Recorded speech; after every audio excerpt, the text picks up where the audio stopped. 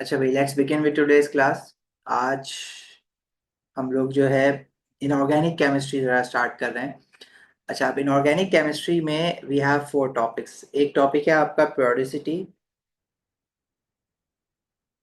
इसमें आप pH three elements की प्रॉपर्टीज, उनके रिएक्शंस, ये सारी चीज़ें पढ़ते हैं।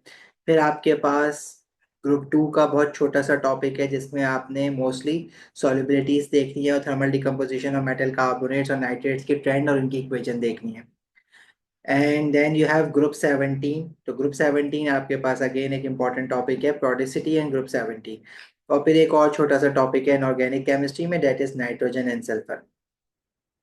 ठीक है, you need to revise these 2 topics, purity and group 17।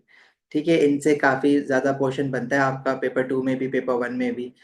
तो ये वाले टॉपिक्स हमने थोड़े से देखने हैं कि इसमें क्या क्या चीज़ें हैं जो आपको कवर करनी है। और ज़्यादा फोकस हम क्वेश्चंस पे करेंगे, लेकिन उसके लिए ना आपको चीज़ें याद रखनी पड़ती हैं।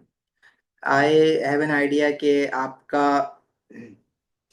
एक सेशन काफ़ी नहीं होगा इन ऑर्गेनिक केमिस्ट्री के, although we have 2 hours right now. तो हम थोड़ी सी शायद एक्सटेंड कर लें क्लास आज की, और उसके बाद एक सेशन और रख लें।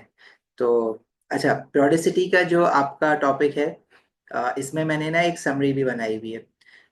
तो आप कोशिश करें कि अपनी एक समराइज फॉर्म आपने अगर बनाया हुआ है तो आप वो यूज़ करें, नहीं बनाया हुआ तो आप मेरा वाला यूज़ कर सकते हैं। सबसे पहले तो आपको ट्रेंड्स पूछता है एटॉमिक रेडियाई के अक्रॉस द पीरियड। प्योरिसिटी में जो हम डील करते हैं वो पीरियड 3 एलिमेंट्स को डील करते हैं, और पीरियड 3 एलिमेंट्स में across the period atomic size किस तरह से चेंज होता है और आयोनिक साइज किस तरह से चेंज होता है, वो आपको याद रखना पड़ेगा। देखिए भाई, atomic size across the period हमें पता है कि डिक्रीज होता है, और उसका रीजन आपको क्या बताया जाता है कि across the period nuclear attraction increase होती है due to increase in number of protons, but the number of shell stays same, तो shielding effect stays same. Right, so across the period atomic size decrease होता है from sodium to chlorine. अच्छा, हम argon को atomic size के trend में include नहीं करते। उसका रीजन हमें जानने की जरूरत नहीं है, बस हमें ये पता होना चाहिए from sodium to chlorine atomic size decreases. And whenever they ask you to write the question answer for that, तो आपको क्या लिखना है, across the period nuclear attraction increases, ये सब लिखा हुआ है। ठीक है, न्यूक्लियर अट्रैक्शन इंक्रीज होती है, number of shell stays same, so shielding effect stays same. Right. अच्छा, then they ask about the ionic radii, trend of ionic radii across the period. देखिए, जब आप एटॉमिक रेडियस का ट्रेंड बनाते हैं तो फ्रॉम सोडियम टू क्लोरीन वो decrease होता है, बट आप जब आप आयनिक रेडिया का ट्रेंड बनाते हैं तो sodium two magnesium, aluminium and silicon. Silicon को जो है अगर हम +4 चार्ज से रिप्रेजेंट करें, देखिए सिलिकॉन हमें पता है कि वो आयनिक बॉन्ड नहीं बनाता, वो आयन नहीं बनाता, वो कोवलेंट बॉन्डिंग करता है। लेकिन यहाँ पे हम लोग for the sake of trend silicon को या तो +4 चार्ज दे देंगे या -4 चार्ज दे देंगे। अभी हमने +4 चार्ज दिया हुआ है सिलिकॉन को।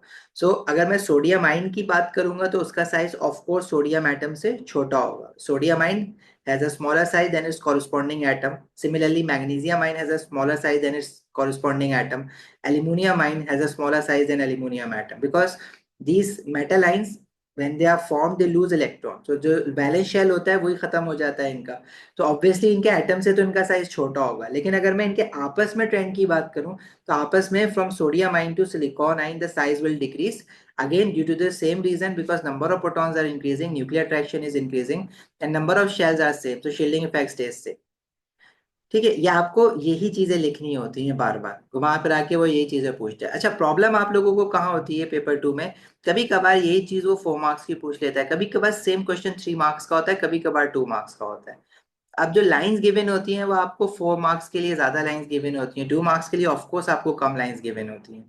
तो आप ये कर सकते हैं कि आप जो है लिखें तो पूरी बात। अब आप लोगों को ये कंफ्यूजन होती है कि कहाँ पे हम कौन सी चीज स्किप करें, तो अगर ये कंफ्यूजन हो आपको तो आई वुड रिकमेंड कि आप पूरा लिख दें, बेशक आप लाइन से बाहर चले जाएं अगर आप कंफ्यूज हैं कि क्या लिखना है क्या नहीं लिखना। अदरवाइज क्वेश्चन देख के आपको समझ आ जाता है कि मुझे यहाँ पे क्या बात करनी है क्या नहीं करनी है, बट स्टिल अगर इतनी इनफ प्रैक्टिस नहीं है तो पूरा लिख देना, रिस्क मत लेना। अच्छा, फ्रॉम फॉस्फाइडाइन टू क्लोराइडाइन, अगेन अगर मैं इनके साइज, आयनिक साइज इनके कॉरस्पॉन्डिंग एटम से कंपेयर करूंगा तो जो ये जो नेगेटिव आयंस हैं दे form an ion by gaining an electron. When they gain an electron, what happens, the nuclear जो electronic repulsion होती है that increases.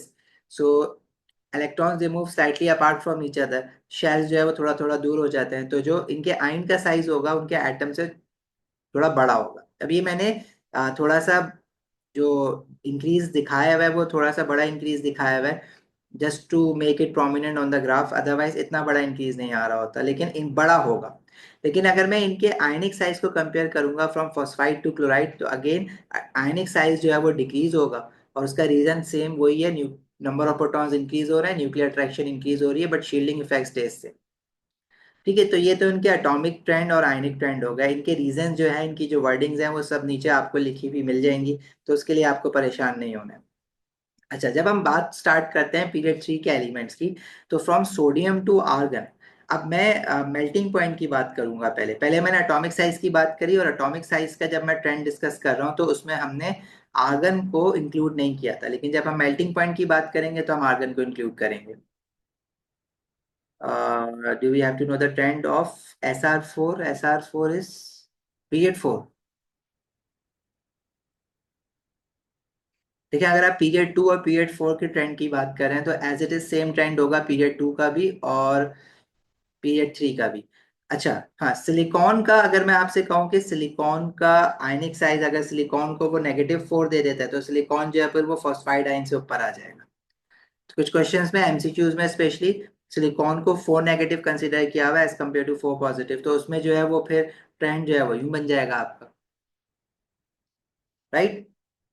अच्छा जी, अब मेल्टिंग पॉइंट के ट्रेंड पे अगर हम आते हैं, तो पहले तो इनका मेल्टिंग पॉइंट का ट्रेंड समझने से पहले आपको जो सोडियम से लेके आर्गन तक, आपको जब भी देखो मेल्टिंग की बात करेगा ना, तो you have to talk about the structure of a substance. Structure के उसमें कौन सी स्ट्रक्चर बना हुआ है, आयनिक कंपाउंड है तो आयनिक लैटिस है, कोवलेंट है तो सिंपल कोवलेंट होगा या जाइंट कोवलेंट होगा, सिर्फ मेटल है तो मेटालिक बॉन्डिंग है। तो आपको स्ट्रक्चर बहुत जरूरी होता है डिस्कस करना। अब अगर मैं सोडियम की बात करूं तो इट्स अ मेटालिक बॉन्डिंग, और इसका जो लैटिस है वो मेटालिक लैटिस है या जाइंट मेटालिक लैटिस है। From sodium to aluminium, structure जो है वो जाइंट मेटालिक लैटिस है और बॉन्डिंग जो है वो मेटालिक बॉन्डिंग है। सिलिकॉन जो है उसमें जो बॉन्डिंग होती है, सिलिकॉन के atoms they are bonded with each other by covalent bond, और जो स्ट्रक्चर है वो जाइंट कोवलेंट स्ट्रक्चर है। फ्रॉम फास्फोरस टू आर्गन, ठीक है, आर्गन में तो कोई बॉन्डिंग नहीं होती, but from phosphorus to chlorine जो बॉन्डिंग होती है वो कोवलेंट बॉन्डिंग होती है, और जो स्ट्रक्चर है वो सिंपल मॉलिक्यूलर है। अब simple molecular structures have lowest melting points and boiling point, reason being because they have only weak intermolecular forces between the molecules. Whenever you are trying to change the state of a simple covalent molecule, you do not have to break a covalent bond. You just have to overcome these weak intermolecular forces of attraction, right? For silicon, the structure is giant covalent structure. So whenever you have to melt a silicon substance, you have to break a large network of covalent bonds, which are strong, obviously. And when you have to break a large network of covalent bond, you need to supply a huge amount of energy. That's why silicon has the highest melting point among all these group 3 elements. And as for sodium to aluminum, they have a metallic bonding and as a giant metallic lattice, so their melting points are also high as compared to simple covalent molecules, but not as high like silicon. लेकिन simple covalent molecule के सामने तो high होंगे ना। और इनके आपस में मेल्टिंग पॉइंट के भी ट्रेंड्स हैं, तो सोडियम से ज्यादा मैग्नीशियम का होगा, मैग्नीशियम से ज्यादा एल्यूमिनियम का होगा। और ऐसा क्यों हो रहा है, क्योंकि जो मेटालिक बॉन्डिंग बन रही है, मेटालिक बॉन्डिंग में you have sea of delocalised electrons, तो जो फोर्सेज ऑफ अट्रैक्शन है, it is between the metal positive ions and negatively charged C of delocalized electrons. अब क्योंकि इसमें जाइंट लैटिस बना हुआ है तो बहुत सारे मेटालिक बॉन्ड्स होंगे, इसलिए you need to supply a huge amount of energy, right. अच्छा, अब इसका जो ट्रेंड है, इसके ट्रेंड में आप क्या गलती करते हैं, इसके ट्रेंड में भाई सोडियम है उसका मेल्टिंग पॉइंट बनाया, मैग्नीशियम का बनाया, एल्यूमिनियम का जो मेल्टिंग पॉइंट है ना वो slightly higher than magnesium. Slightly higher क्यों है, मैग्नीशियम का इतना ज्यादा है, एल्यूमिनियम और मैग्नीशियम में इतना छोटा डिफरेंस क्यों है, उसका रीजन आपको नहीं पढ़ना, बस आपको ये पता होना चाहिए कि एल्यूमिनियम जो है वो स्लाइटली हायर है।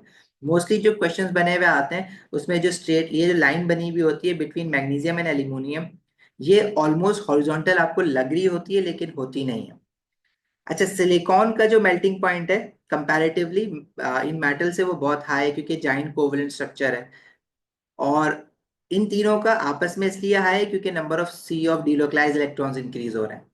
अच्छा, फास्फोरस जो है वो सिंपल कोवलेंट मॉलिक्यूल है, इसमें जो P4 मॉलिक्यूल्स होंगे आपस में जो है वो weak intermolecular forces of attraction होंगी। कौन सी फोर्सेज ऑफ अट्रैक्शन होंगी? ये नॉन पोलर मॉलिक्यूल्स हैं, तो हमारे पास सिर्फ आईडी फोर्सेज होंगी, instantaneous dipole induced dipole forces. Sulphur में भी सल्फर के जो मॉलिक्यूल्स हैं उनका फॉर्मूला एस8 होता है, तो सल्फर के मॉलिक्यूल्स में भी जो फोर्सेज ऑफ अट्रैक्शन होंगी वो वीक इंटरमोलिकुलर फोर्सेज होंगी। अब फास्फोरस का जब आप मेल्टिंग पॉइंट बनाएंगे तो ये लाइन आपने ऐसी बनानी है कि P4 का जो मेल्टिंग पॉइंट है वो सोडियम से नीचे होना चाहिए। आप स्टैंड का शेप तो बना देते हैं, लेकिन आप यहाँ पे एक इतनी बड़ी गलती कर देते हैं कि आप ये रियलाइज ही नहीं करते कि फास्फोरस का मेल्टिंग पॉइंट जो होता है वो सोडियम से कम होता है, और जो सल्फर मॉलिक्यूल्स का मेल्टिंग पॉइंट है वो सोडियम से ज्यादा है। तो ये आपको ख्याल रखना है इस बात का। आपको बस ये पहाड़ियां नहीं बना के आनी है कि आपने शेप बना दी और आपको मार्क्स मिल जाएंगे। इस चीज का भी आपने कंसिडर करना है कि सल्फर का मेल्टिंग पॉइंट आप सोडियम से तो ऊपर बनाएंगे लेकिन मैग्नीशियम से ऊपर नहीं बनाएंगे। क्लोरीन का जो मेल्टिंग पॉइंट का आप वैल्यू दिखाएंगे वो फास्फोरस और सोडियम दोनों से नीचे दिखाएंगे।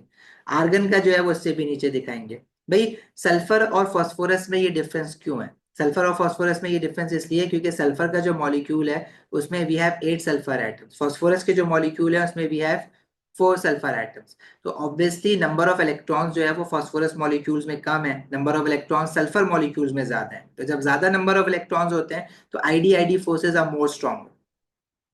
ठीक है।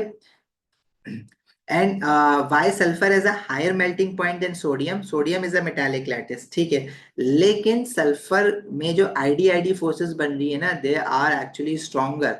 मतलब मैं ये नहीं कह रहा कि आईडी फोर्स मेटालिक बॉन्ड से स्ट्रॉन्गर है, but the amount of ID forces, एक क्वांटिटी का भी तो फर्क आ जाता है ना।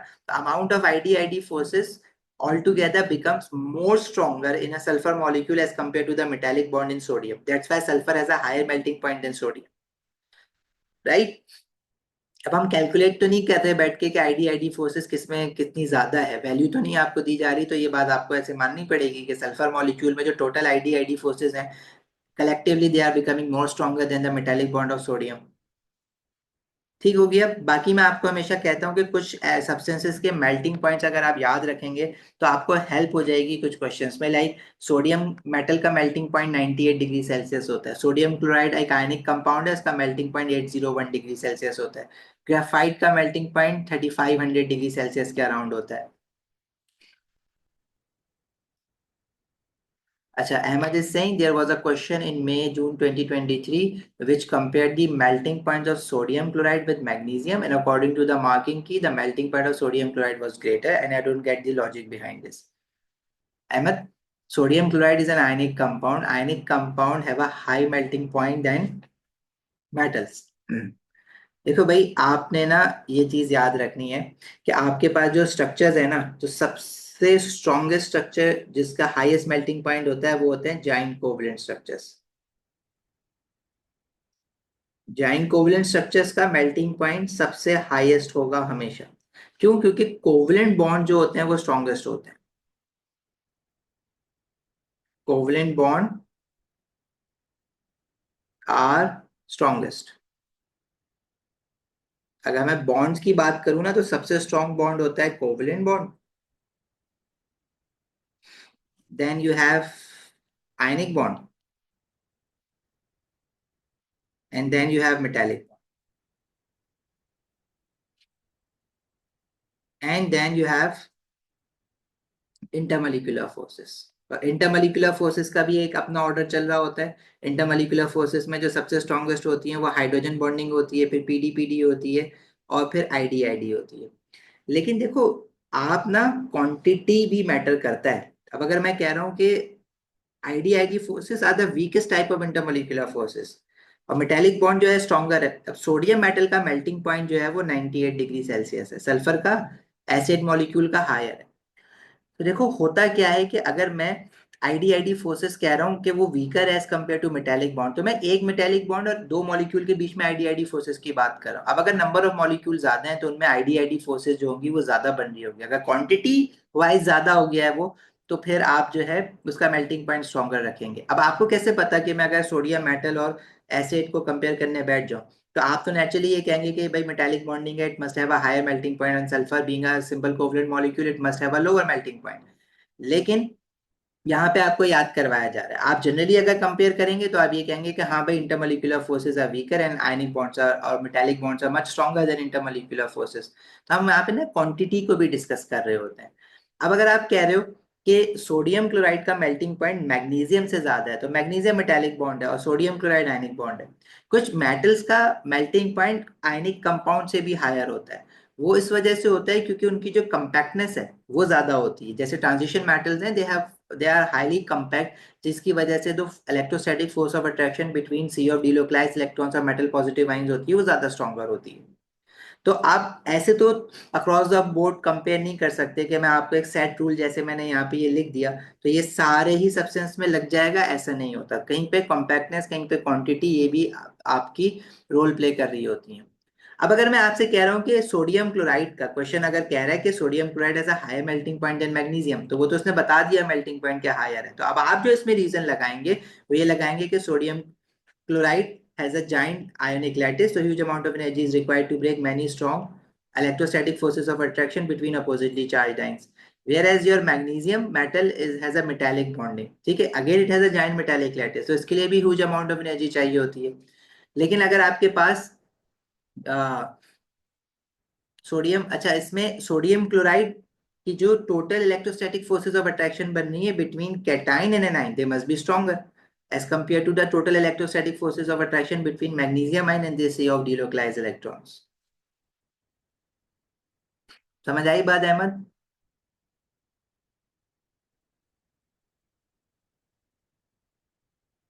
नहीं, वो आपको याद नहीं करना, वो आपको डिटरमिन करना होता है डिफरेंट वैल्यूज जो गिवन होती हैं उससे कंपेयर करके साथ। No, he was talking about magnesium metal and sodium chloride, ऐसे ही कह रहे हो ना। अगर आप मैग्नीशियम क्लोराइड को और सोडियम क्लोराइड को कंपेयर कर रहे हो, क्या कर रहे थे? अच्छा भाई, तो हाँ, लेकिन अहमद ने क्वेश्चन कुछ और पूछा था। Ahmed was comparing magnesium metal and sodium chloride. हाँ सर, आप सही कह रहे हैं। आप if you are comparing magnesium chloride and sodium chloride, तो magnesium chloride has a higher melting point. अच्छा, यू आर आस्किंग दैट, मुझे लगा आंसर बता रहे हैं। Magnesium chloride has a higher melting point than sodium chloride. उसका reason ये होता है कि जो मैग्नीशियम आइन है वो उसका चार्ज 2 पॉजिटिव है, और सोडियम क्लोराइड में सोडियम का चार्ज पॉजिटिव 1 है। तो electrostatic forces of attraction would be more stronger, और the ionic bonds of magnesium chloride would be more stronger due to higher charges. ठीक है। और in other words, alternate to any addition to it, you can also say that magnesium ion has a smaller size, that's why the forces of attraction is greater। अब आपको charge of, जो आपका size of आइन होता है उस पे भी फोर्सेस ऑफ अट्रैक्शन डिपेंड करती हैं। अगर कैटाइन और एनाइन एक दूसरे को अट्रैक्ट कर रहा है तो जितना छोटा साइज होगा आइन का और जितना बड़ा चार्ज होगा उतनी ज्यादा बॉन्ड जो है वो स्ट्रॉन्गर बनेगा। इन दोनों को मिला के हम एक क्वांटिटी बनाते हैं चार्ज डेंसिटी। तो charge density basically is directly proportional to the value of charge and inversely proportional to the size of ion. जितना चार्ज बड़ा होगा और जितना साइज छोटा होगा उतनी ज्यादा फोर्स ऑफ अट्रैक्शन या जो बॉन्ड बनेगा वो स्ट्रॉन्गर बनेगा। Got it?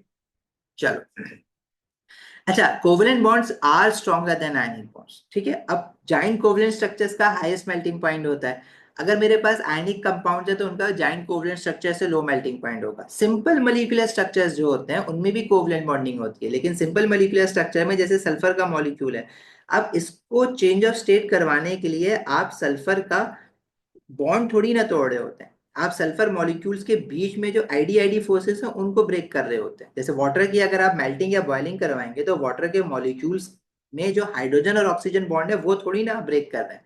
Just have to overcome these intermolecular forces of attraction. That's why these simple covalent molecules have low melting and boiling point। ठीक है भाई, आगे निकले मेल्टिंग पॉइंट बॉइलिंग पॉइंट से। अली, आप क्या पूछ रहे हो? नहीं, कोई कैलकुलेट नहीं करते चार्ज डेंसिटी। अगर वो फॉर्मूला दे दे खुद से और करवा ले तो वो एक अलग बात है, अदरवाइज आपको खुद से कुछ नहीं करना है उसमें। अच्छा जी, फिर आपने एटॉमिक स्ट्रक्चर में एक ट्रेंड पढ़ा था, trend of first ionization energies across the period. अब अक्रॉस द पीरियड जब भी हम देखते हैं तो जनरल ट्रेंड क्या होता है, दो तरह के क्वेश्चंस पूछता है इसके पेपर 2 में, कि first describe the general trend why the electronegativity increases across the period. तो इलेक्ट्रोनेगेटिविटी की डेफिनेशन आपको याद होनी चाहिए for paper 2, it is the pulling power of the nucleus of an atom to pull the electrons towards itself. और electronegativity क्यों increase होती है अक्रॉस द पीरियड वो भी आपको पता होना चाहिए, न्यूक्लियर अट्रैक्शन इंक्रीज हो रही है but shielding effect stays constant as number of shells same. Electronegativity is the pulling power of the nucleus of any atom to pull the electrons towards itself, right. Electronegativity के बाद आपको ionisation energy की हम बात कर रहे थे। तो आयनाइजेशन एनर्जी का जो ट्रेंड है, भाई देखें, एक तो आपको आयनाइजेशन एनर्जी का जनरल ट्रेंड याद होना चाहिए, why the values of first ionization energies increases across the period. तो आपने उसका एक जनरल ट्रेंड ये लिखना होता है कि first ionization energies increases across the period as nuclear charge increases due to increase in number of protons, but the shielding effect stays constant as number of shell stays constant. और उसका graph भी आपको याद होना चाहिए कि sodium magnesium aluminium की magnesium से कम होती है फर्स्ट आयनाइजेशन एनर्जी, सिलिकॉन की ज्यादा होती है, phosphorus then sulphur then chlorine then argon. तो एल्यूमिनियम और मैग्नीशियम में जो फर्स्ट आयनाइजेशन एनर्जी का डिफरेंस है, by aluminium has a lower first ionization energy than magnesium because the electron to be removed from the aluminum is in 3p instead of 3s in magnesium, and 3p electron, तो 3p का जो electron है it is going to experience greater shielding क्योंकि जो इसके inner सब shells हैं वो ज्यादा है, और मैग्नीशियम की बात करें तो इसके जो इनर सब शेल्स हैं वो कम है। तो electron of 3p in aluminum experiences a slightly greater shielding, so it is easier to remove the electron from 3p. That's why magnesium has a lower first ion, sorry, aluminum has a lower first ionization energy than magnesium, although aluminum का जो nuclear पोल है वो ज्यादा है, कि उसका proton number 13 है, but shielding भी ज्यादा हो रही है, और हमेशा याद रखना कि शील्डिंग ऑलवेज विन। हाँ अब्दुल्ला, हायर चार्ज लिख सकते हैं, बिल्कुल लिख सकते हैं, दैट वुड बी इनफ जो उस क्वेश्चन को हम डिस्कस कर रहे थे। नहीं अली, चार्ज डेंसिटी नहीं करनी है बेटा कैलकुलेट, अगर वो फॉर्मूला बना बनाया दे दे और बोले वैल्यूज पुट करके कंपेयर करो तो वो एक अलग बात है। अच्छा जी, वाई सल्फर और फास्फोरस में there is a difference in first ionization energy, sulphur की ज्यादा क्यों नहीं है फास्फोरस से, although sulphur has a greater nuclear pull? क्योंकि सल्फर के जो इलेक्ट्रॉन्स होते हैं डेट एंड्स एट 3s, आपका 3p4, तो इसमें स्पिन पेयर रिपल्जन आ जाती है, तो it becomes easier to remove the electron due to pairing of electron. In phosphorus, all the electrons in 3p are unpaired, so it is difficult to remove that electron. But when there is a pairing of electron, it becomes easier to remove an electron due to spin pair repulsion. The word is spin pair repulsion. यह आपको याद रखना है। अच्छा, काफी time से recent years में इसका क्वेश्चन इतना खास नहीं पूछा हुआ है, लेकिन कभी भी आ सकता है। You have to remember the reason why first ionization of energy of aluminum is less than magnesium and why first ionization energy of sulfur is less than phosphorus।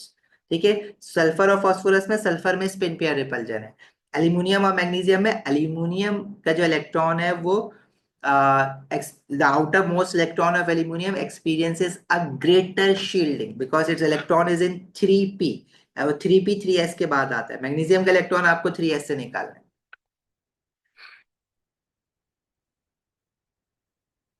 Okay. Why we break covalent bonds when it comes to melting a giant covalent structure? देखो, what is melting? Melting is change of state from solid to liquid. Melting solid में particles they are fixed in their position. ठीक है, they can just vibrate about their position. Liquids में particle they need to slide over one another. अब giant covalent structure में जो particles हैं वो atoms हैं आपके, they are directly covalently bonded. ठीक है, और सिंपल मॉलिक्यूल में मॉलिक्यूल जब आप हीटिंग स्टार्ट करते हैं ना, तो जो मॉलिक्यूल्स हैं विद इन अ मॉलिक्यूल उनके कोवलेंट बॉन्ड बने हुए होते हैं। ठीक है, with in a molecule atoms have a covalent bond, but वो मॉलिक्यूल जो है ना वो आपस में किसी कोवलेंट बॉन्ड के साथ नहीं जुड़े हुए होते। तो जैसे आप हीट करते हैं तो मॉलिक्यूल्स के बीच में कोई बॉन्ड नहीं होता, इंटरमॉलिक्यूलर फोर्सेज होती हैं, वो ब्रेक होती हैं, तो molecules move away from each other, तो मेल्टिंग हो जाती है उसकी। जाइंट कोवलेंट में atoms they are connected to each other. अब जब अगर मुझे डायमंड में कार्बन को मूव करवाना है, तो उसको मूव करवाने के लिए मुझे एक उसके 4 कोवलेंट बॉन्ड्स तोड़ने होंगे, क्योंकि उसका कोई आपस में कोई इंटरमोलिकुलर फोर्सेस नहीं है ना, कि छोटे छोटे यूनिट्स हो और उनके आपस में इंटरमोलिकुलर फोर्सेस हो, मैं हीट करूंगा वो दूर दूर हो जाए। वाटर में ऐसा हो जाएगा क्योंकि वाटर का हर एक मॉलिक्यूल एक अपना आइसोलेटेड सिस्टम है। ठीक है, आपस में इनके अंदर कोवलेंट बॉन्ड है हाइड्रोजन और ऑक्सीजन के, लेकिन वाटर के बिटवीन वाटर मॉलिक्यूल्स वो हमारे पास कोवलेंट बॉन्ड्स नहीं। समझ आई? अच्छा, देखो ये फर्स्ट आयनाइजेशन एनर्जी की ट्रेंड के साथ साथ आपको सक्सेसिव आयनाइजेशन एनर्जीज का ट्रेंड भी समझ आना चाहिए। अब जो सक्सेसिव आयनाइजेशन एनर्जीज होती हैं उसका अभी एक क्वेश्चन आ गया था, ठीक है, आप रिसेंट ईयर्स में एक क्वेश्चन आया हुआ है जो उन्होंने कहा था कि फास्फोरस की फर्स्ट आयनाइजेशन एनर्जी का ट्रेंड बना दे। लेट मी शो यू, हम उसी क्वेश्चन से इसको समझ लेते हैं। देखिए भाई, why successive ionization energies increases for an any atom। successive ionization energy क्या होती है? जब आप एक ही एटम से एक के बाद एक के बाद एक के बाद एक इलेक्ट्रॉन निकालते हैं, और जो trend of first ionization energy है उसमें आप डिफरेंट एलिमेंट्स के वैलेंस इलेक्ट्रॉन्स को निकाल रहे हैं, तो ये फर्क है। ठीक है, तो जो आपकी सक्सेसिव आयनाइजेशन एनर्जीज थी उसमें आप क्या कर रहे थे? आप एक ही एटम से एक के बाद एक के बाद एक के बाद एक इलेक्ट्रॉन निकाल रहे हैं। तो उसमें आप देखते हैं कि when you going to remove the next electron you need a slightly high energy. उसका रीजन क्या होता है? क्योंकि जब आप एक इलेक्ट्रॉन निकाल देते हैं तो रिलेटिव न्यूक्लियर अट्रैक्शन बढ़ जाती है, क्योंकि पहले same number of protons are holding the equal number of electrons, but once you have removed an electron, now same number of protons are holding lesser number of electrons। और जब आप inner shell पे jump करते हैं तो inner shell पे jump करने पे क्या होता है?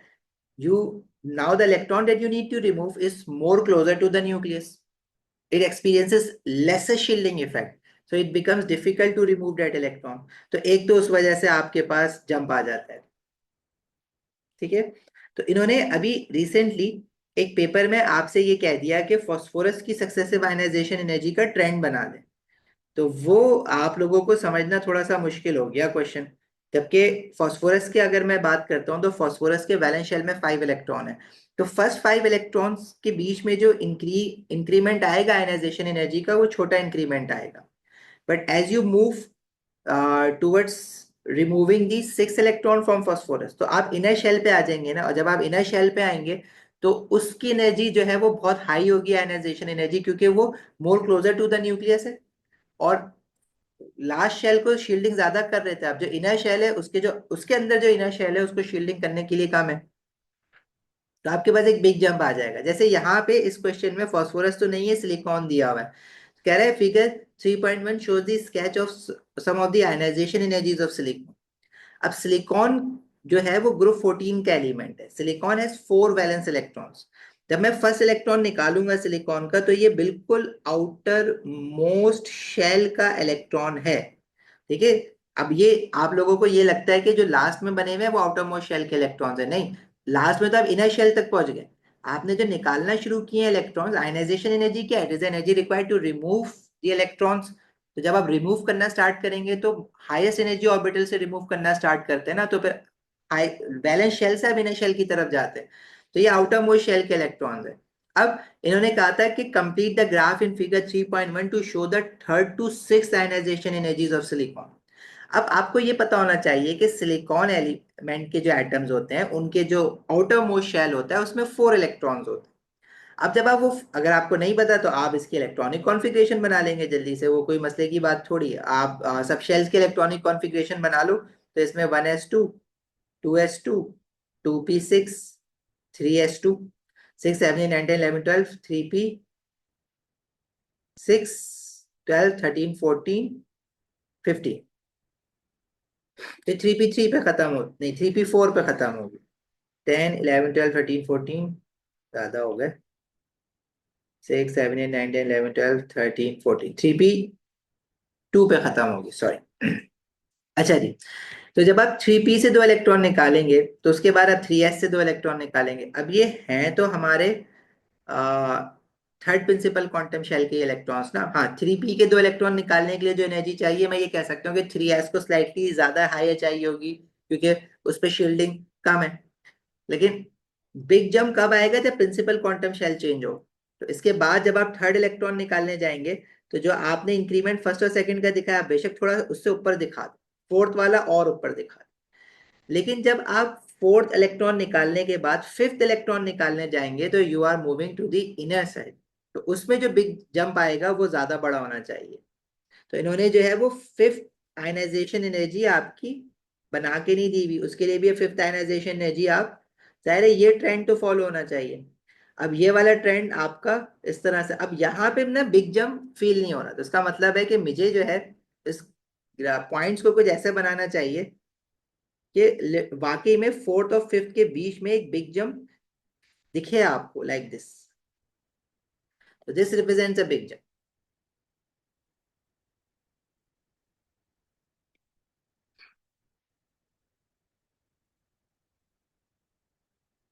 जी साथ कोशिश तो यही है, लेकिन प्रोडिसिटी इटसेल्फ इतना बड़ा टॉपिक है कि हम एक और सेशन रख लेंगे इसका। हाँ, ये लाइन ड्रॉ करना जरूरी है ना, ग्राफ कैसे कंप्लीट करेंगे, लाइन उन्होंने खुद भी बना के दी हुई है, आपको भी बनानी है। ठीक है, ग्राफ कैसे बनेगा, वो ग्राफ क्या होता है, कर्व या लाइन होती है ना। नहीं नहीं, you have to make a graph. Graph का मतलब क्या है, जब आपने खुद से पढ़ी है आयनाइजेशन एनर्जी तो उन्होंने भी तो ग्राफ बना के दिया हुआ है। अच्छा, सेकंड आयनाइजेशन एनर्जी की इक्वेशन मांगी हुई है, तो इसकी इक्वेशन गलत नहीं लिखना भाई। अगर मुझे फर्स्ट आयनाइजेशन एनर्जी बनाना होता सिलिकॉन का, तो मैं सिलिकॉन का गैशियस एटम लेता।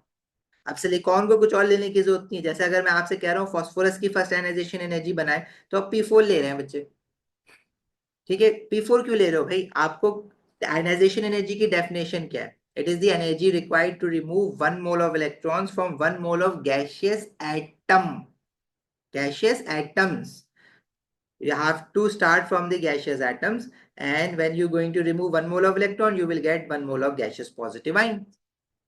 Similarly, if they ask you to make the equation for the second ionization energies, that would be this, from +1 gaseous ion to +2 gaseous ion.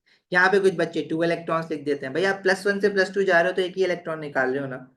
So if they ask you to write the second ionization energy of silicon, so you will start from silicon +1 gaseous ions to form 1 mole of silicon +2 gaseous ions by removing 1 mole of electron. सही है। Graph कहाँ given होते हैं बेटा, atomic structure में देखो ना, successive ionization energies आपने जहां जहां भी पढ़ी है, आपको यही इसी तरह के ग्राफ मिलेंगे।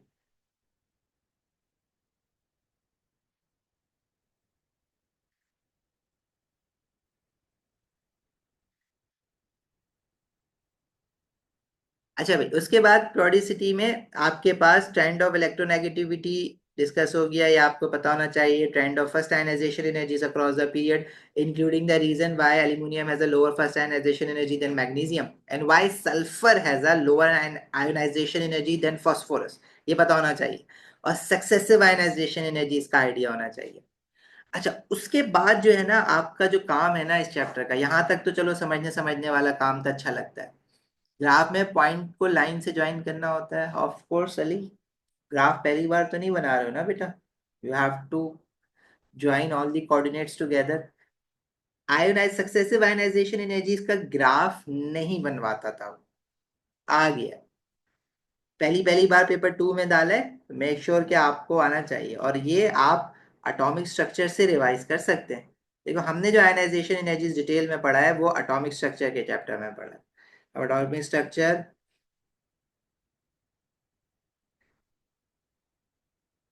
ये भी ढूंढना पड़ेगा, 7 मंथ्स भाई, ये तो ओ का है। मुझे लग रहा है पढ़ा पढ़ू के डिलीट भी कर दिया मैंने।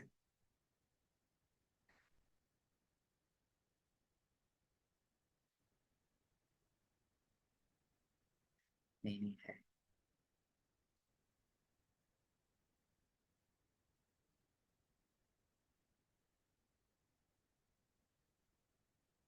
देखो ये वाले ग्राफ्स थे सक्सेसिव आयनाइजेशन एनर्जीज के, ये वाले ग्राफ थे। ठीक है, चलो एटॉमिक स्ट्रक्चर के उसमें मिलेंगे आप। अच्छा भाई, अब जो काम है ना प्रोडिसिटी का, वो निहायत ही बोरिंग और फजूल तो नहीं कहेंगे, मार्क्स से सीधे निकल रहे होते हैं सारे। तो इसमें आपको ना कुछ ऑब्जर्वेशंस, कुछ रिएक्शंस, ये सब याद रखना होता है। ठीक है, अब ना आपको क्या क्या याद रखना है, हम एक काम करते हैं, हम इन सारे रिएक्शंस को ना समरी से अपनी पढ़ते हैं, जो हमने समरी बनाई हुई होती है ना, चैप्टर के एंड में। अच्छा भाई, पीरियड थ्री एलिमेंट्स आपके पास जो है, सबसे पहले तो उनके रिएक्शंस ऑक्सीजन के साथ। अब सोडियम जो है वो ऑक्सीजन के साथ रिएक्ट करके, अच्छा, सोडियम ऑक्साइड बनाता है। तो ये डायरेक्ट ऑक्साइड्स के रिएक्शंस आ गए। एक मिनट।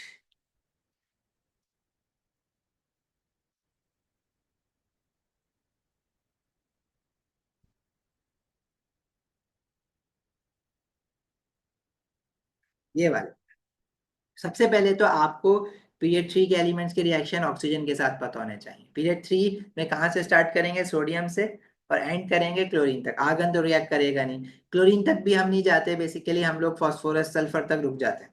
सोडियम जो है वो ऑक्सीजन के साथ रिएक्ट करके सोडियम ऑक्साइड बनाएगा। आप इसका आराम से फॉर्मूला और इक्वेशन बना सकते हैं।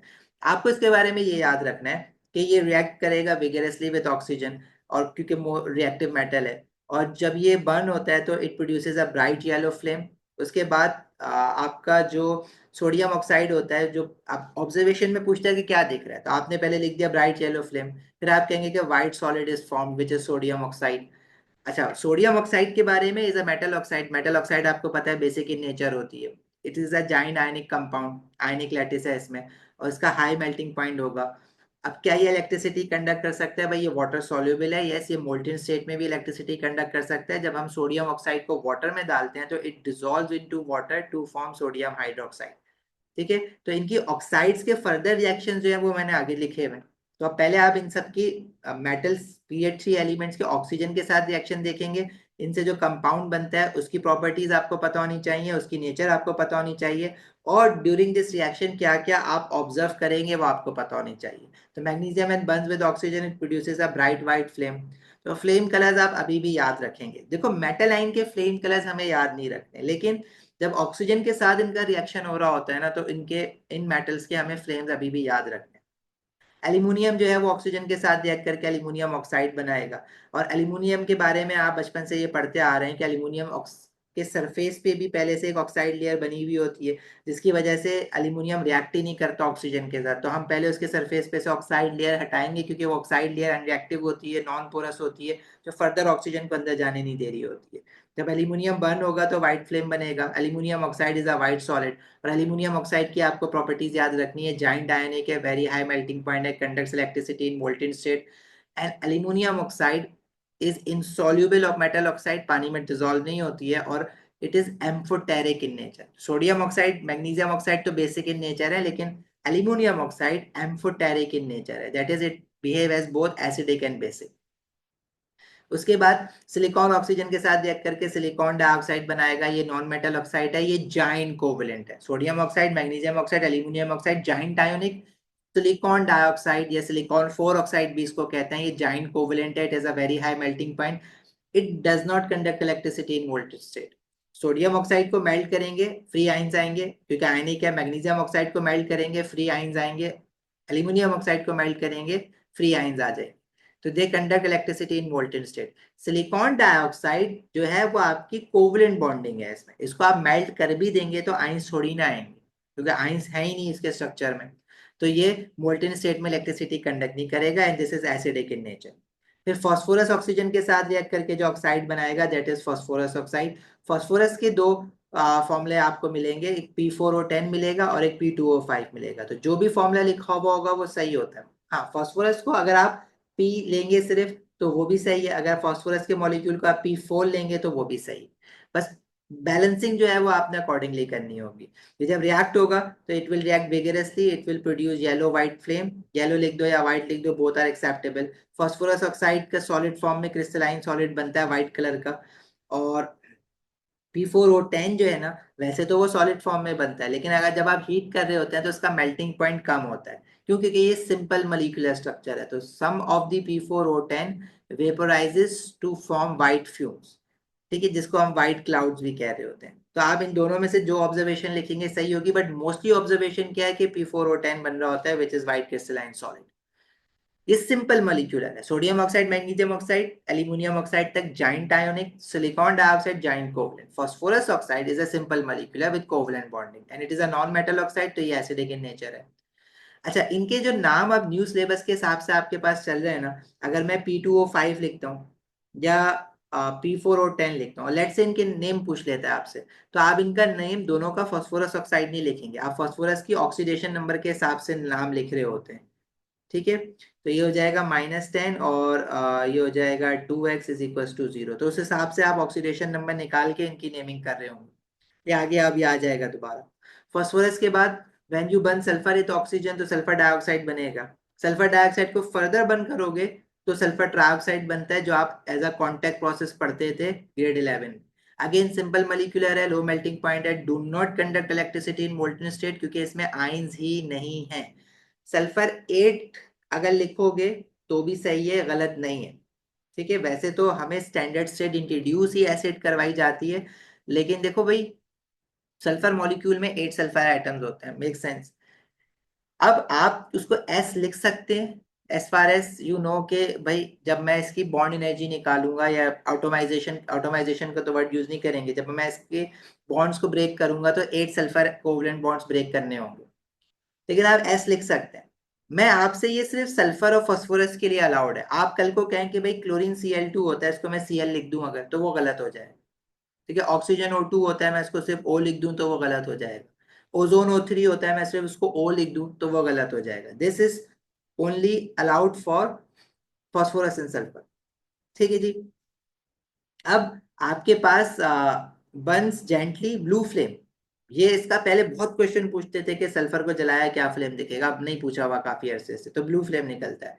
और सल्फर डाइऑक्साइड जो है वो टॉक्सिक गैस है, ये भी याद रखना, और कलरलेस गैस है। And it won't conduct electricity in molten state, क्योंकि आइंस नहीं है ना इसमें। ठीक है, तो एसिड वाली इक्वेशन लिखोगे तो उसको फिर बैलेंस अकॉर्डिंगली कर देना ना, 8 मोल ऑफ सल्फर डाइऑक्साइड यहाँ लगाओगे तो 8 यहाँ लगा दे। ठीक है, sulphur dioxide can be further oxidise by using vanadium 5 oxide as a catalyst, जो सल्फर ट्राइऑक्साइड बना देगा।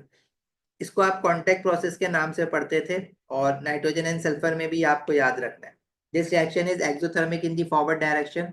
इसको रिएक्शन को करवाने के लिए जो आप टेम्परेचर लेते थे वो 450 डिग्री सेल्सियस लेते थे, और जो प्रेशर लेते थे वो 2 एटमोसफेयर लेते थे।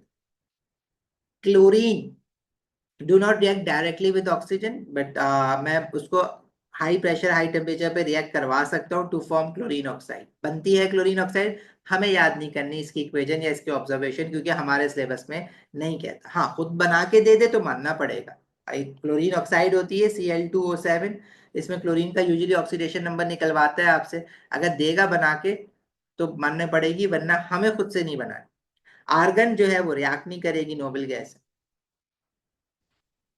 ठीक है, अब जब इनकी ऑक्साइड्स बन गई तो इनकी ऑक्साइड्स के फर्दर रिएक्शन, सबसे पहले इनकी ऑक्साइड का रिएक्शन हम वाटर के साथ देखेंगे कि कौन सी मेटल ऑक्साइड या कौन सी इनमें से period 3 element oxide water soluble है, कौन सी वाटर इनसॉल्युबल है। देखो तीन ही चीजें तो हैं, इनकी ऑक्साइड्स, इनकी क्लोराइड्स, और इटसेल्फ इनकी एलिमेंटल फॉर्म।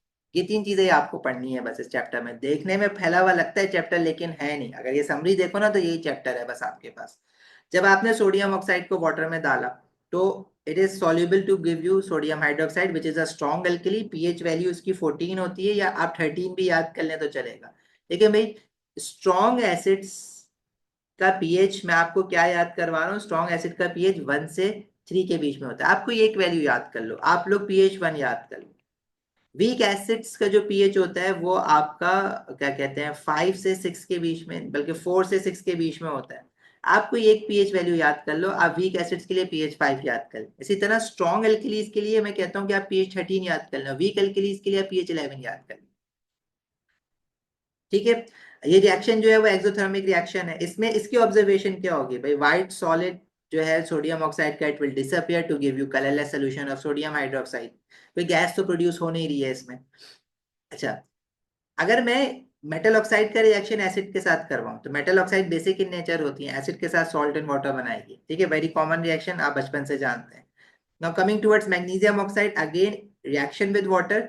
तो वाटर के साथ ये डिसॉल्व तो होती है लेकिन बहुत हाईली सॉल्युबल नहीं है, लाइक लाइक सोडियम ऑक्साइड। तो ये मैग्नीशियम हाइड्रोक्साइड बनाता है, और magnesium hydroxide is a weak alkali, मतलब मैग्नीशियम हाइड्रोक्साइड आयोनाइज तो होता है वाटर के अंदर to give you magnesium ion and hydroxide ion, but it ionizes incompletely. तो जो उसके OH नेगेटिव आयन की स्ट्रेंथ आती है वो कम होती है, इसलिए वीक एल्कली पीएच की वैल्यू अब याद रखेंगे इसकी 11। Magnesium oxide although it is basic in nature water में इनसॉल्युबल है, मतलब स्लाइटली सॉल्युबल है, but it will react completely with acid to produce salt and water. देखो जो इनसॉल्युबल बेसिस है वो एसिड के साथ पूरा पूरा रिएक्शन करेगी, वाटर में कंप्लीटली सॉल्युबल है या नहीं वो एक अलग बात है। Aluminium oxide is your amphoteric oxide. It is an ionic compound. It does not dissolve into water. Water insoluble है, पर एमसीक्यूज के लिए ये इंफॉर्मेशन बहुत इंपॉर्टेंट है।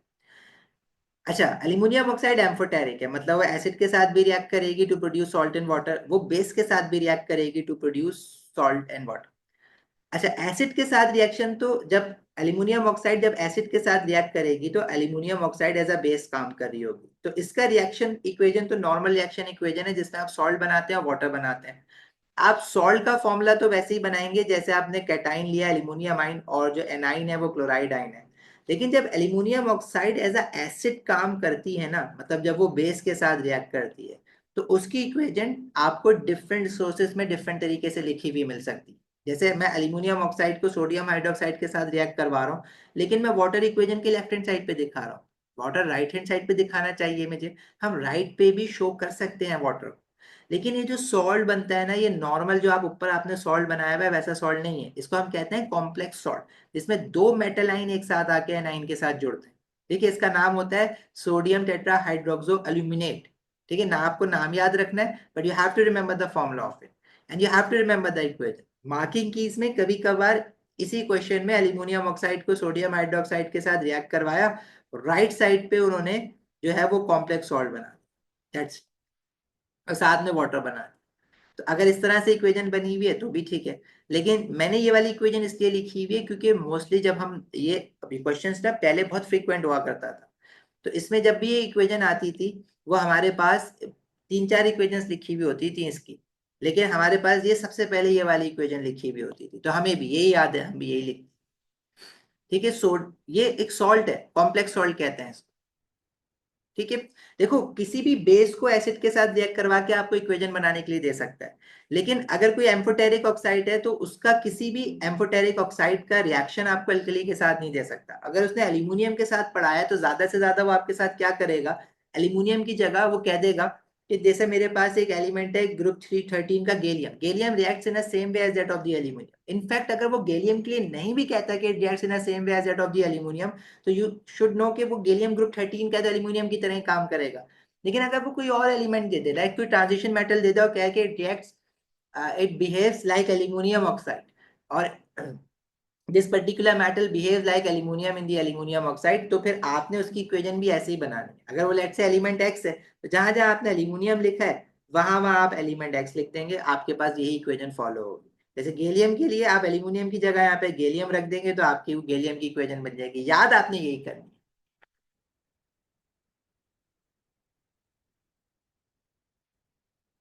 मैग्नीशियम इनसॉल्युबल लिखा हुआ होता है, देखो मैग्नीशियम ऑक्साइड इज इनसॉल्युबल, आप उसको इनसॉल्युबल कंसीडर करेंगे, this is very slightly soluble. लेकिन अगर वो सॉल्युबिलिटी कंपेयर करवाएगा तो आप मैग्नीशियम ऑक्साइड को इनसॉल्युबल उठा लें, अगर उसने पार्शियली सॉल्युबल का ऑप्शन नहीं दिया हुआ तो you will take it as insoluble.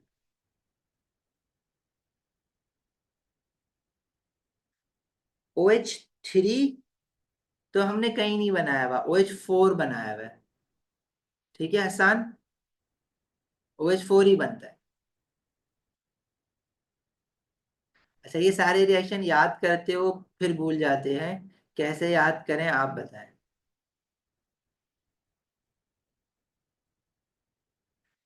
Calcium oxide ज्यादा सॉल्युबल होता है या magnesium oxide, down the group इनकी जो सॉल्युबिलिटी है ना वो इंक्रीज होती है। तो जो मैग्नीशियम ऑक्साइड होता है वो लीस्ट सॉल्युबल है, calcium oxide is more soluble, strontium oxide is even more soluble and barium oxide is highly soluble.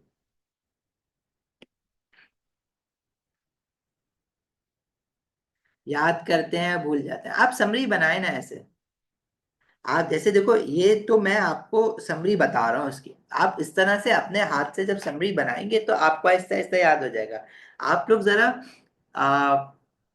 Paper solving थोड़ी सी ज्यादा करें, आपको ऑटोमेटिकली इतनी बार एक ही चीज दिखेगी कि वो आपको याद हो जाती है, और कोई तरीका नहीं है। हाँ, मोस्टली लोग फिर नहीं याद कर पाते तो प्रॉब्लम हो जाती है। तो अभी आपके पास टाइम है, आप इसको याद करें, आप एक जगह पे एक अपनी समरी बनाएं, और उस अपनी राइटिंग में जब बार बार देखोगे ना तो चीज जल्दी याद हो। ठीक है, आप लोग एक तो करते भी हैं कि आपको बस सॉफ्ट कॉपीज मिल गई हैं सब कुछ बना बनाया, और आप जो है वो उसको बस खोल खोल के देखते रहते हैं। ये मेरी राइटिंग है, मेरे दिमाग से निकली हुई है। आप अपनी राइटिंग में अपने दिमाग से लिखें, आपकी मेमोरी रिटेंशन ज्यादा होगी। ठीक है। तो Abdullah, did it help you making your own summaries in learning? मैं कैसे याद करता हूँ भाई, मैं तो बहुत पहले चीजें, मैं पता है क्या करता हूँ, I make my short notes. मैं अपनी समरी खुद बनाता हूँ। जैसे मैं अगर कुछ पढ़ता हूँ, लेट मी शो यू। मैंने लास्ट क्या पढ़ा था, क्या पढ़ा था, क्या पढ़ा था, मैं तो भूल लास्ट क्या पढ़ा था। कुछ तो पढ़ा होगा मैं।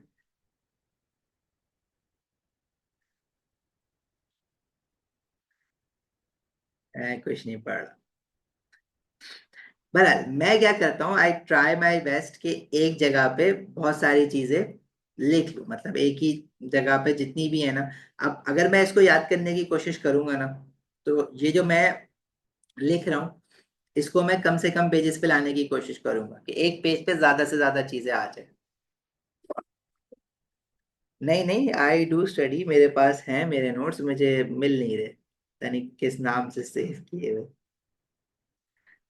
अच्छा भाई, चलो। हाँ, you can use different colours, आप हाईलाइट कर सकते हैं, आप बहुत सारे काम कर सकते हैं।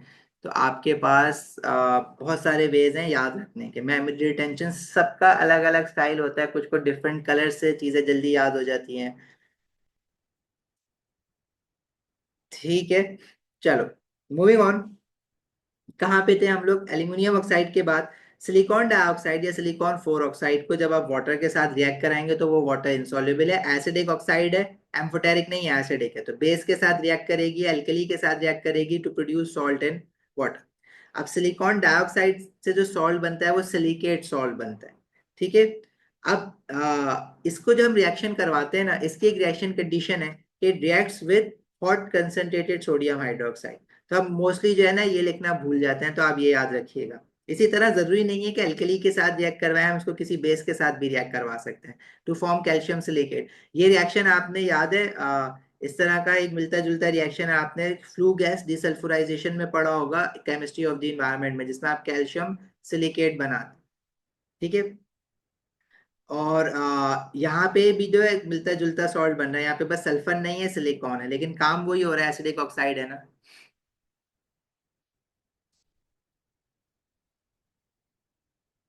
क्या कह रहे हो अरे भाई, you have pasted the summary on your wall, do show us the picture of your work.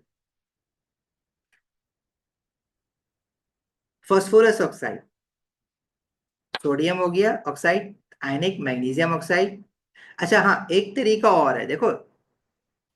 जब आप चीजों को याद करते हैं ना तो थोड़ी देर के लिए आप पेपर से हट के इधर उधर देख के या आंखें बंद करके try to recall everything, like if I try to recall whatever I have studied so far. Sodium oxide ionic है, ठीक है, बेसिक इन नेचर है, हाई मेल्टिंग पॉइंट है, सॉल्युबल इन वाटर है। इस तरह से आप मैग्नीशियम ऑक्साइड फिर एल्यूमिनियम ऑक्साइड, तो एक बार इस तरह से भी बार बार किया करो। Phosphorus oxide again soluble in water to form phosphoric acid, जिसको हम फॉस्फोरिक 5 एसिड कहेंगे, बिकॉज फॉस्फोरस का ऑक्सीडेशन नंबर इसमें +5 है। ये स्ट्रॉन्ग एसिड है तो पीएच की वैल्यू आप 2 याद कर लें या 1 याद कर लें। ठीक है जी। अच्छा, फास्फोरस ऑक्साइड जो है वो एल्कली के साथ रिएक्ट करेगी to produce salt and water, तो इसमें से जो आइन निकलेगा वो फॉस्फेट आइन निकलेगा। ठीक है भाई, आप अगर इसको एल्कली में डालेंगे तो P4O10 जो है वो पहले एल्कली के एक्वस है ना, तो वाटर भी है, तो पहले तो ये डिसॉल्व होकर फॉस्फोरिक एसिड बनाएगी, फिर उसके साथ एल्कली के साथ रिएक्ट करके सॉल्ट एंड वाटर बना लेगी। आप डायरेक्ट भी लिख सकते हैं ये इक्वेशन, और आप फॉस्फोरिक एसिड के साथ भी सोडियम हाइड्रोक्साइड को रिएक्ट करवाते आए हैं बचपन से। मतलब आप ये भी तो इक्वेशन लिख सकते हैं ना कि आपके पास फॉस्फोरिक एसिड बना हुआ है और उसको आप सोडियम हाइड्रोक्साइड के साथ रिएक्ट करवा रहे हैं, तो आपके पास जो सॉल्ट बनेगा वो क्या बनेगा? अगेन सोडियम फॉस्फेट Na3PO4 और साथ में बनेगा वाटर। तो आपको ये डायरेक्टली भी बनानी आनी चाहिए इक्वेशन, और आपको ये इक्वेशन जो है वो फास्फोरस ऑक्साइड के साथ भी और अल्कली के साथ। अच्छा, अब इन इक्वेशंस में प्रॉब्लम ये होती है कि ये पेपर 2 में आती है, तो ये शो मार्क्स हैं आपके। अब प्रॉब्लम क्या है कि आप सब कुछ बना लेंगे, बैलेंसिंग में फंस जाओ। तो इसकी प्रैक्टिस कर लो। देखो, अगर मैं इनऑर्गेनिक केमिस्ट्री की सारी इक्वेशंस लिखने बैठूं ना प्योरिसिटी की, तो एक पेज पे सारी आ जाती, एक पेज पे सारी आ जाती है। अगर मैं हेडिंग्स वगैरह ना डालूं और इक्वेशंस लिख, सारी एक पेज पे आ जाएंगी आपके पास। ठीक है जी। सल्फर ऑक्साइड, सल्फर ऑक्साइड दो तरह की होती है, सल्फर, अच्छा मैं इसको ना डाई और ट्राई ऑक्साइड कहता था हमेशा से, लेकिन अब जो है वो जो अपडेटेड सिलेबस है वो कहता है कि भाई इनको ना ऑक्सीडेशन ऑफ सल्फर की टर्म्स में बात करो, इसको कहो सल्फर 4 ऑक्साइड, इसको कहो सल्फर 6 ऑक्साइड, क्योंकि इसमें सल्फर का ऑक्सीडेशन नंबर +6 है, इसमें +4 है। जब ये वाटर में डिजोल्व होगी तो H2SO3 बनाएगा, इसको हम सल्फ्यूरस एसिड कहते थे, अब आप इसको सल्फ्यूरिक 4 एसिड कहें, और H2SO4 को आप सल्फ्यूरिक 6 एसिड कहें। ठीक है, ये दोनों स्ट्रॉन्ग एसिड्स होते हैं जिनकी वैल्यू पी ऑफ पीएच 1 से 2 के बीच में होती है। ठीक है देख, अच्छा अब ये क्योंकि एसिडिक ऑक्साइड है, जस्ट लाइक फास्फोरस ऑक्साइड, ये भी अल्कली के साथ डायरेक्टली रिएक्ट करेंगी। तो सल्फर 4 ऑक्साइड के साथ जो रिएक्शन होगा उसमें जो सॉल्ट बनेगा वो सोडियम सल्फाइड बनेगा। अब इसको हम SO3 वाले आयन को हम सल्फाइड आयन कहते हैं, और SO4 वाले को हम सल्फेट आयन कहते हैं। तो ये इससे सोडियम सल्फेट बनेगा, इससे सोडियम सल्फाइड बनेगा। आप लोग अभी भी ये गलती करते हैं कि आप सल्फर डाइऑक्साइड को सोडियम हाइड्रोक्साइड के साथ रिएक्ट करवाएंगे तो आप सॉल्ट जो बनाते हैं वो सोडियम सल्फेट बनाते हैं, वो सल्फाइड बनेगा O3 वाला। ठीक है जी। अच्छा नेक्स्ट, फिर हमारे पास पीरियड 3 एलिमेंट में देखो, पीरियड 3 एलिमेंट इटसेल्फ उनके अभी देखो इस चैप्टर में क्या क्या है। एटॉमिक रेडियस के ट्रेंड, आयनिक रेडियस के ट्रेंड, फर्स्ट आयनाइजेशन एनर्जीज के ट्रेंड, सक्सेसिव आयनाइजेशन एनर्जीज के ट्रेंड, इनकी एलिमेंट की प्रॉपर्टीज, इनके मेल्टिंग पॉइंट का ट्रेंड। ठीक है, सोडियम मैग्नीशियम एल्यूमिनियम मेटल है, सिलिकॉन जाइंट कोवलेंट है, phosphorus sulphur chlorine argon simple molecular है, आर्गन भी सिंपल मॉलिक्यूलर कहलाता है। सल्फर और फास्फोरस में there is a difference in melting point because sulphur acid है, फास्फोरस P4 है। उसके बाद हमने इन एलिमेंट्स के रिएक्शन ऑक्सीजन के साथ करवा के इनकी ऑक्साइड्स बनाई, sodium oxide, magnesium oxide, aluminium oxide, silicon dioxide जिसको सिलिकॉन 4 ऑक्साइड भी कहते हैं, phosphorus oxide and sulphur dioxide, sulphur trioxide. Chlorine oxide नहीं बनाते। फिर इनके ऑक्साइड्स को वाटर में डिसॉल्व कराया।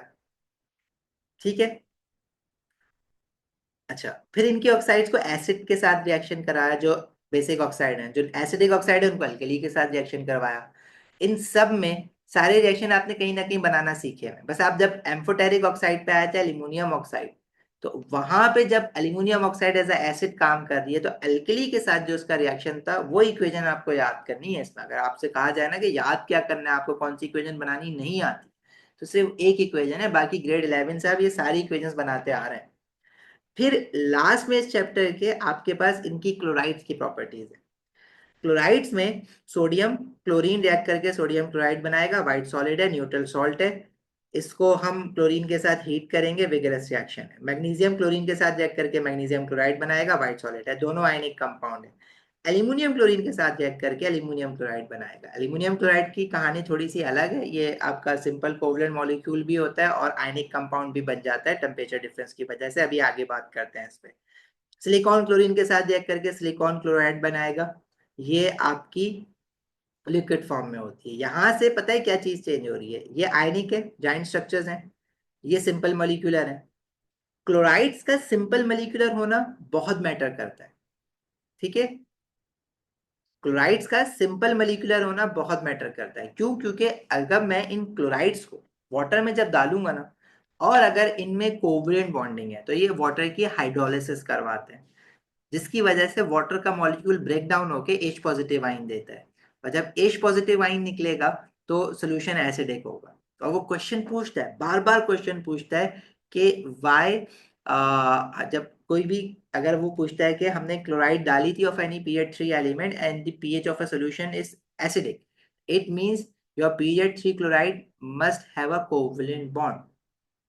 ठीक है, और लो मेल्टिंग पॉइंट से वो समझाता है कि सिंपल मॉलिक्यूलर होना चाहिए। ठीक है जी। एल्यूमिनियम क्लोराइड का व्हाइट सॉलिड होता है, it's not a transition metal ना, तो इसका जो कंपाउंड होता है वो व्हाइट कलर का बनता है। कहीं येलो, पेल येलो, मुझे किसी पहले भी किसी ने कहा था, कहीं लिखा हुआ है तो मुझे साथ शेयर करना, बट मार्किंग की में कंसिडर्ड एज व्हाइट सॉलिड।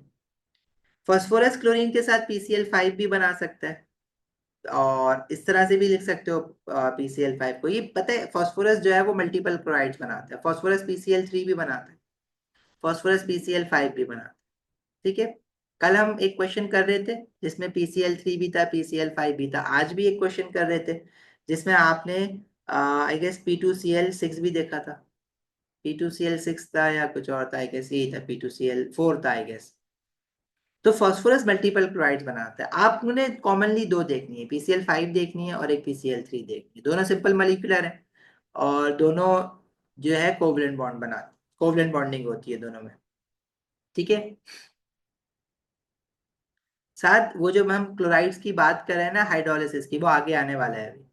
ठीक है, बीच में किसी ने कहा था तो मैंने बता दिया। एल्यूमिनियम क्लोराइड में बिल्कुल हाइड्रोलिसिस होती है, सिर्फ कोवलेंट बॉन्डिंग है इस वजह से। अब हाइड्रोलिसिस आपके पास थोड़ा देखो, सॉल्युबिलिटी और हाइड्रोलिसिस यही दो क्वेश्चन फंस रहे होते हैं। हाइड्रोलिसिस का तो नहीं फंसेगा ये समझने के बाद, सॉल्युबिलिटी का क्वेश्चन फिर फंस जाता है। तो सॉल्युबिलिटी जो है ना, हम जरा स्ट्रेच करेंगे, देखेंगे कि कौन सी चीजें सॉल्युबल होती है, कौन सी इनसॉल्युबल होती है। PCl3 और PCl5 दोनों लिक्विड फॉर्म में ही होती है। इनफैक्ट ये ना, इसका मेल्टिंग पॉइंट बहुत बिलो रूम टेम्परेचर नहीं होता। ये ना सॉलिड में बनती है लेकिन मेल्ट हो जाती है क्योंकि रिएक्शन में कुछ हीट एनर्जी रिलीज हो रही होती है, थोड़ा सा हीट कर रहे होते हैं हम इस वजह से।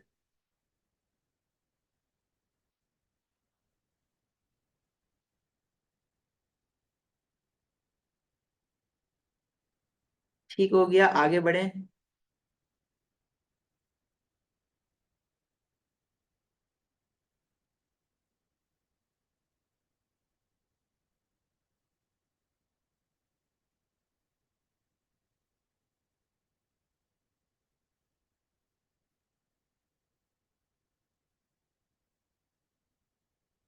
अच्छा जी, effect of chloride of period 3 elements on water. देखें, सोडियम क्लोराइड को वाटर में डालोगे pH 7 मिलेगा। मैग्नीशियम क्लोराइड को वाटर में डालोगे, थ्योरेटिकली pH 7 मिलना चाहिए लेकिन हम pH 6.5 लेंगे, ये याद रखेंगे बाकायदा। एल्यूमिनियम क्लोराइड को Al2Cl6 को वाटर में डालोगे pH 3 मिलेगा। सिलिकॉन क्लोराइड, फास्फोरस क्लोराइड और सल्फर क्लोराइड। आप सिर्फ ये याद कर लें कि these chlorides will give you acidic solution. कौन सी पीरियड 3 की क्लोराइड? जिनमें कोवलेंट बॉन्डिंग है, जिनमें आयनिक बॉन्डिंग है, वो pH 7 दे। मैग्नीशियम 6.5 देता है, लेकिन क्यों देता है उसका रीजन आप नहीं पढ़ेंगे लेकिन याद जरूर रखेंगे। Structure giant ionic aluminium chloride to sulphur chloride, simple molecular. In fact sulphur chloride भी हमें नहीं पढ़ना होता, हम फास्फोरस तक लगते हैं बस अपना काम, बट लिखा हुआ है तो देख लो।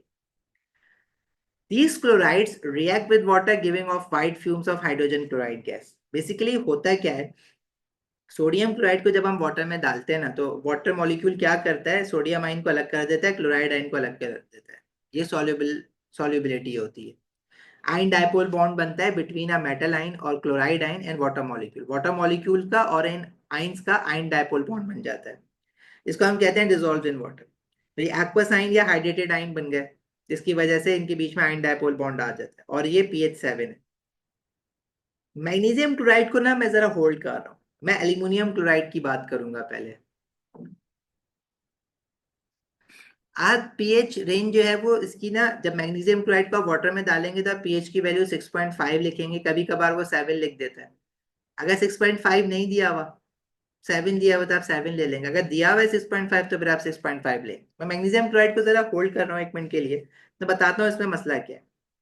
एल्यूमिनियम क्लोराइड को जब आप वाटर में डालते हैं ना, Al2Cl6, तो होता वही है जो सोडियम क्लोराइड के साथ होता है भाई। एल्यूमिनियम आयन को वाटर के मॉलिक्यूल जो है वो पकड़ के, वाटर में ऑक्सीजन पे पार्शियल नेगेटिव चार्ज होता है, तो बहुत सारे वाटर के मॉलिक्यूल एल्यूमिनियम आयन को पकड़ के अपने साथ ले जाने की कोशिश कर रहे होते हैं। अब एल्यूमिनियम आयन जो है वो मोर इलेक्ट्रोनेगेटिव है देन सोडियम आयन। एल्यूमिनियम का न्यूक्लियस ना, जब वाटर का पार्शियल नेगेटिव ऑफ ऑक्सीजन, जो वाटर का पार्शियल नेगेटिव है, वो जब एल्यूमिनियम को खींच रहा है, तो वाटर बेचारे को नहीं पता था कि ये एल्यूमिनियम क्या करने वाला है इसके साथ। एल्यूमिनियम का जो न्यूक्लियस है ना, एल्यूमिनियम इज मोर इलेक्ट्रोनेगेटिव, तो वो क्या करता है, ऑक्सीजन के ना इलेक्ट्रॉन अपनी तरफ इतने अट्रैक्ट कर लेता है कि वो डेटिव बॉन्ड बन जाता है जाके। ऑक्सीजन बेचारा उसका नेगेटिव पॉजिटिव खींच रहा था, वो एल्यूमिनियम ऐसे खींचता है उसके इलेक्ट्रॉन्स को कि वो जाके एल्यूमिनियम के साथ ऐसे चिपक जाते हैं, तो ऐसा लगता है डेटिव बॉन्ड बन गया। मतलब वो डेटिव बॉन्ड होता ही यही है कि दोनों इलेक्ट्रॉन ऑक्सीजन के लोन पेयर के एल्यूमिनियम के साथ जाकर अटैच हो जाते हैं। That's what dative bond is. अच्छा, अब ऐसा काम ऐसे कितने वाटर के मॉलिक्यूल्स कर रहे थे? 6 वाटर के मॉलिक्यूल ये काम कर रहे थे। तो ये जो 6 वाटर के मॉलिक्यूल्स हैं, ये एल्यूमिनियम आयन के साथ जाके ना डेटिव बॉन्ड बना रहे थे।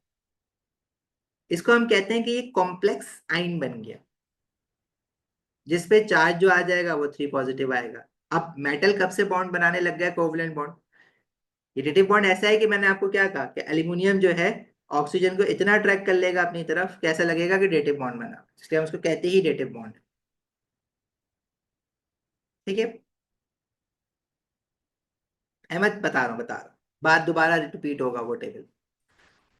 अच्छा, ये जो इक्वेशन है Al2Cl6 की, जब आप वाटर में डालेंगे तो Al H2O6 बनेगा। इस पे आप ब्रैकेट लगा के 3 पॉजिटिव चार्ज लगाएंगे, ये कॉम्प्लेक्स आइन। प्लस क्लोराइड आइंस इसमें से निकल जाएंगे, सिस क्लोराइड आइन। अगर AlCl3 के साथ इक्वेशन बनाने के लिए आएगी तो भी आप ये इक्वेशन बनाएंगे, बस यहाँ पे 3 क्लोराइड आइन आ जाएगा, बैलेंसिंग चेंज है बस। Aluminium ion is small and highly charged. It causes one of the water molecule bonded to it to lose H positive ion. अब ये जो 6 वाटर के मॉलिक्यूल लगे, इसमें से एल्यूमिनियम आयन एक वाटर मॉलिक्यूल के तो पीछे ही पड़ जाता है, और उसका जो ऑक्सीजन जब इसको अट्रैक्ट होगा ना, तो एक ऑक्सीजन हाइड्रोजन बॉन्ड ब्रेक हो जाएगा फॉर अ वाटर मॉलिक्यूल। और वो 5 वाटर के मॉलिक्यूल तो पूरे रहेंगे, लेकिन एक वाटर के मॉलिक्यूल OH नेगेटिव आइन बनके उसके साथ लगा हुआ होगा। एल्यूमिनियम 3 पॉजिटिव है, एक OH नेगेटिव आइन आ गया तो ये टोटल चार्ज +2 बन जाएगा। और एक hydrogen ion from every water molecule, मतलब out of these 6 water molecules, one water molecule will break down to give you H positive ion, and this is hydrolysis of water. ठीक है,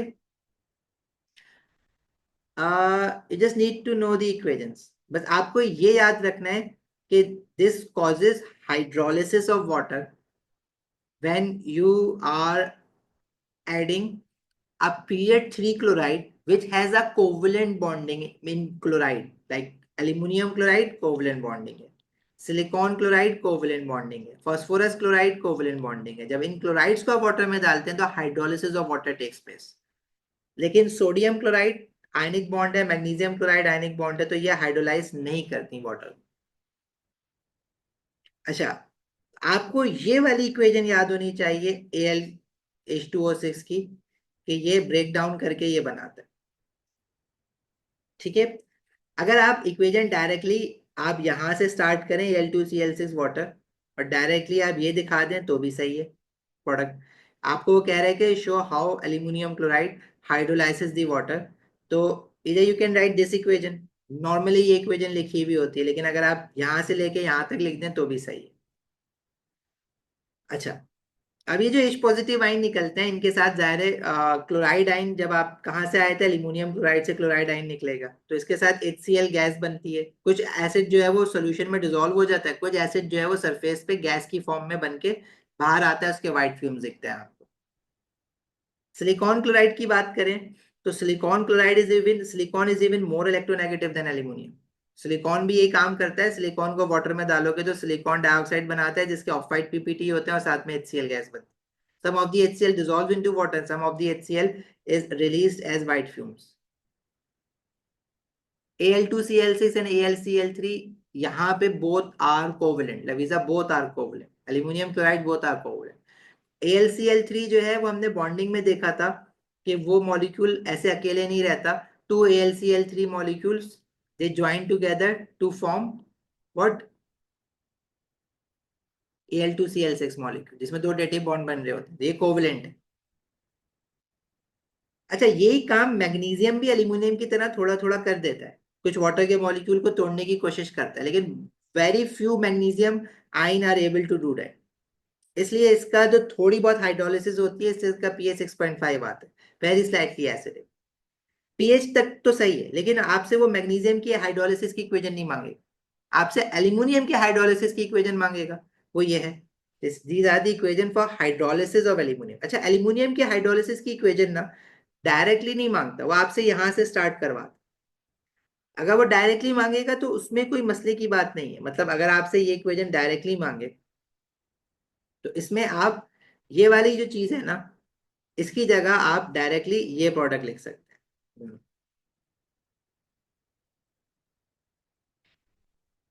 ठीक है, लेकिन वो यूजुअली आपको अलग अलग, वो कहता है Al2Cl6 का वाटर में ये प्रोडक्ट बना दो। बहुत टाइम हो गया, इसकी इक्वेशन दिखी नहीं है हमें रिसेंट ईयर्स में, तो हम एक्सपेक्ट कर सकते हैं कि आ सकते, मतलब अगर आप Al2Cl6 को वाटर के साथ रिएक्ट कराएं और डायरेक्टली जो है वो ये प्रोडक्ट लिख दें, H2O5 OH नेगेटिव 2 पॉजिटिव और H पॉजिटिव, तो ये भी सही है, hydrolysis of aluminium chloride. Yes, solution acidic इसलिए है क्योंकि hydrolysis of water is taking place, and hydrolysis of water will take place only with those chlorides which have covalent bonding. So if your water is getting hydrolyzed and acidic solution is formed, that suggests that your pH 3 chloride has to have a covalent bond. ठीक हो गया? Then comes silicon chloride. Silicon chloride will again undergo hydrolysis of water to give you silicon dioxide and HCl. Again acidic solution. Phosphorus chloride, again it will hydrolyze water to form phosphoric acid and HCl. Again acidic solution and white fumes of HCl. Sulphur chloride का हमें पढ़ना है, तो अगर हम वो table देखें दोबारा से, तो आपसे जब वो क्वेश्चन में पूछता है कि explain in terms of structure and bonding, पहले वो कह रहता है कि भाई pH 3 chloride is dissolved into water and the solution is acidic and it has a low melting point or it is liquid at room temperature. So explain in terms of structure and bonding. Structure and bonding बता दें, तो structure and bonding क्या होगी भाई, if your pH 3 chloride is hydrolyzing the water, it means it must have covalent bonding, and if it has low melting point, it suggests that it has a simple molecular structure. ठीक है, ये बड़ा मेरे ख्याल से आपने जल्दी कर रहे होंगे, पेपर 2 में आपको ये गुजरा होगा, टॉपिकल में भी गुजरा होगा ये क्वेश्चन।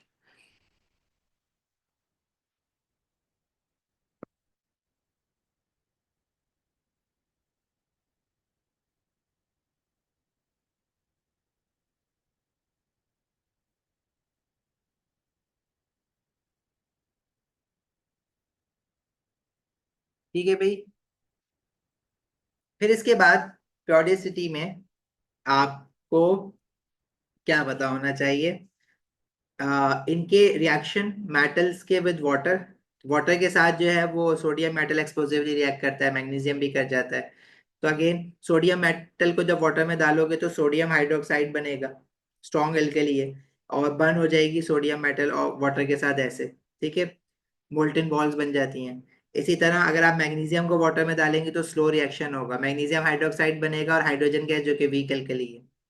इसी तरह एल्यूमिनियम बाकी मेटल pH 3 के रिएक्ट नहीं करते, सल्फर क्लोरीन भी नहीं करते। This is your complete chapter of periodicity. ठीक है, अच्छा now I think if we try questions, recent years तो आप लोग कर ही रहे हैं, हम थोड़े से 2022 ऑनवर्ड्स के क्वेश्चन अगर ट्राई कर लें, पेपर 2 के स्पेशली, और इस पे एक सेशन अगर हम, अच्छा कल वैसे प्लान सेशन हमारा ऑर्गेनिक केमिस्ट्री का है ना?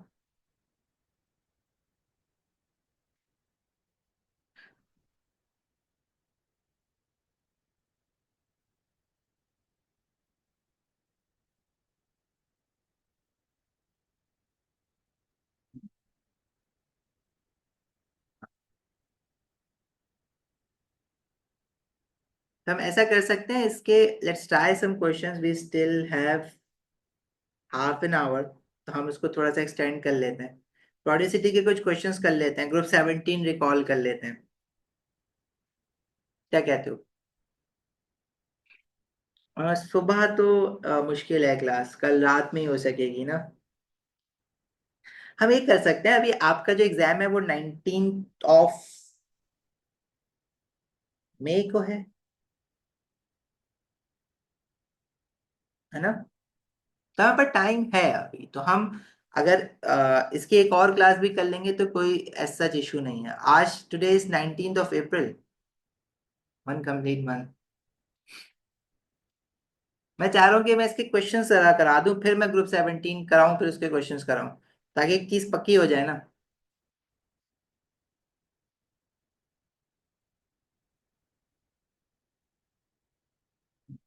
6 मई को मैथ्स स्टार्ट हो रहा है, 8 में, 13 में, 8 के बाद 9 10 11 12, 4 डेज गैप, 13। 14 15 16 17 18, 16 17 18, 3 days गैप भी है तुम्हारा। हो जाएगा, कोई मसला नहीं। सेकंड में को है मैथ्स, 6 में को लिखा हुआ है इन्होंने तो। जोन, अच्छा 20th फिजिक्स भी है। नहीं, हम तो मई से पहले कर लेंगे ना, हम अप्रैल अप्रैल में कर लेंगे। चलो।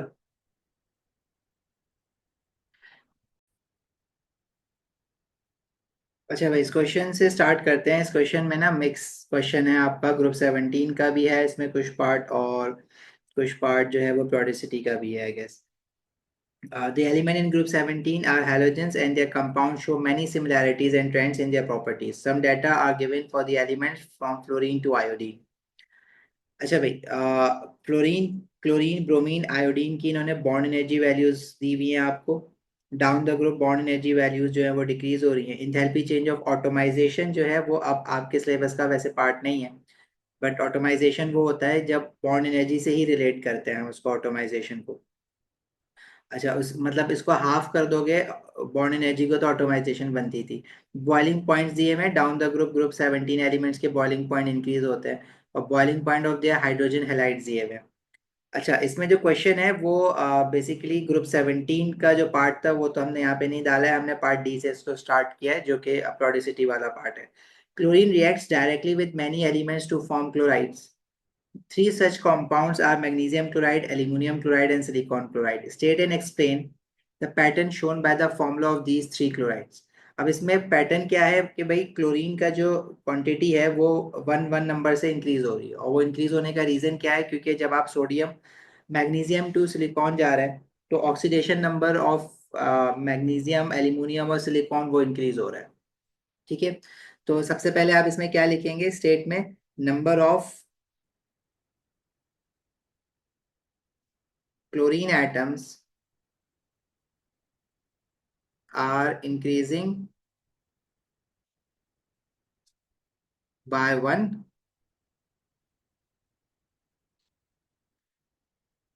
due to increase in number of valence electrons या outermost shell electrons, या आप इसको ऑक्सीडेशन नंबर भी लिख सकते हैं simply, from magnesium to silicon. Bonds required are increasing, देखो मैग्नीशियम क्लोराइड में तो आयनिक बॉन्डिंग है ना, एल्यूमिनियम क्लोराइड और सिलिकॉन क्लोराइड के लिए तो बात समझ आ जाएगी, बॉन्ड्स वाली बात लग जाएगी अहमद, लेकिन मैग्नीशियम क्लोराइड के लिए फिर वो वाली बात इनकरेक्ट हो जाएगी।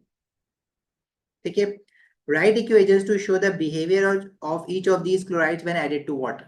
आपने अभी अभी पढ़ा है कि इनकी क्लोराइड्स को जब हम वाटर में डालते हैं तो हाइड्रोलिसिस कौन सी करती है, कोवलेंट मॉलिक्यूल्स वाली। तो एल्यूमिनियम क्लोराइड और सिलिकॉन क्लोराइड जो है वाटर की हाइड्रोलिसिस करेंगी, उसकी इक्वेशंस अभी अभी मैंने आपको दिखाई है। मैग्नीशियम क्लोराइड की तो हम कहेंगे कि जो हाइड्रोलिसिस वाली इक्वेशन है वो आपको याद नहीं करनी है। मैग्नीशियम क्लोराइड जैसे सोडियम क्लोराइड आयोनाइज होता है, इसी तरह मैग्नीशियम क्लोराइड को भी हम सिंपली इनके आइंस में अलग अलग करके लिख देंगे, और इन आइंस के साथ आप जस्ट स्टेट सिंबल लिख देंगे एक्वस। हाँ, एल्यूमिनियम क्लोराइड की इक्वेशन मैंने आपको दो इक्वेशन लिखवाई थी। अभी इसमें आपके पास आप फाइनली जो आप फॉर्मूला बना सकते हैं AlCl3 का, अगर आप उसको वाटर में डाल रहे हैं सिंपली, तो वाटर के मॉलिक्यूल्स आप लेफ्ट हैंड साइड पे भी लिख सकते हो, राइट पे भी लिख सकते हो। मैग्नीशियम क्लोराइड में मैंने वाटर इसलिए नहीं लिखा क्योंकि वो आयनाइज हो रहा है, क्योंकि राइट हैंड साइड पे मैं वाटर नहीं शो कर रहा है इसमें, तो मैं इक्वेशन को बैलेंस नहीं कर सकूंगा। एल्यूमिनियम क्लोराइड में आप वाटर लिखेंगे, सिलिकॉन क्लोराइड में भी आप वाटर लिखेंगे लेफ्ट हैंड साइड पे। जब एल्यूमिनियम क्लोराइड में आप वाटर लिखोगे तो आपके पास देखो, अभी पीछे जो हमने इक्वेशन बनाई थी उसमें हमने ये देखा था कि एक वाटर का, वैसे तो 6 वाटर के मॉलिक्यूल्स लगते हैं, लेकिन एक वाटर का मॉलिक्यूल जो है वो हाइड्रोलाइज हो जाता है टू गिव हाइड्रोक्साइड आयन। अब एल्यूमिनियम का चार्ज 3 पॉजिटिव है, वाटर के मॉलिक्यूल्स पे चार्ज 0 होता है, और हाइड्रोक्साइड आयन पे चार्ज -1 होता है, तो ओवरऑल चार्ज जो इस पे बनेगा वो 2 पॉजिटिव बनेगा। साथ में आपका क्या निकलेगा, H पॉजिटिव आयन निकलेगा उस वाटर के मॉलिक्यूल्स में से, और AlCl3 से क्लोराइड आयन निकलेंगे। अगर मैं इस इक्वेशन को इस फॉर्मेट में लिख रहा हूँ तो मैंने एक H पॉजिटिव आयन लिखा, लेकिन जो क्लोराइड आयन निकलेंगे वो मेरे पास 3 मोल्स ऑफ क्लोराइड आयन निकलेंगे, क्योंकि मैंने लेफ्ट हैंड साइड पे AlCl3 लिया हुआ है। ठीक है, तो आप इस इक्वेशन को इस तरह से लिखेंगे। अगर ये इक्वेशन Al2Cl6 के साथ होती तो फिर आपको थोड़ी सी बैलेंसिंग करने में मेहनत करनी पड़ती इसकी।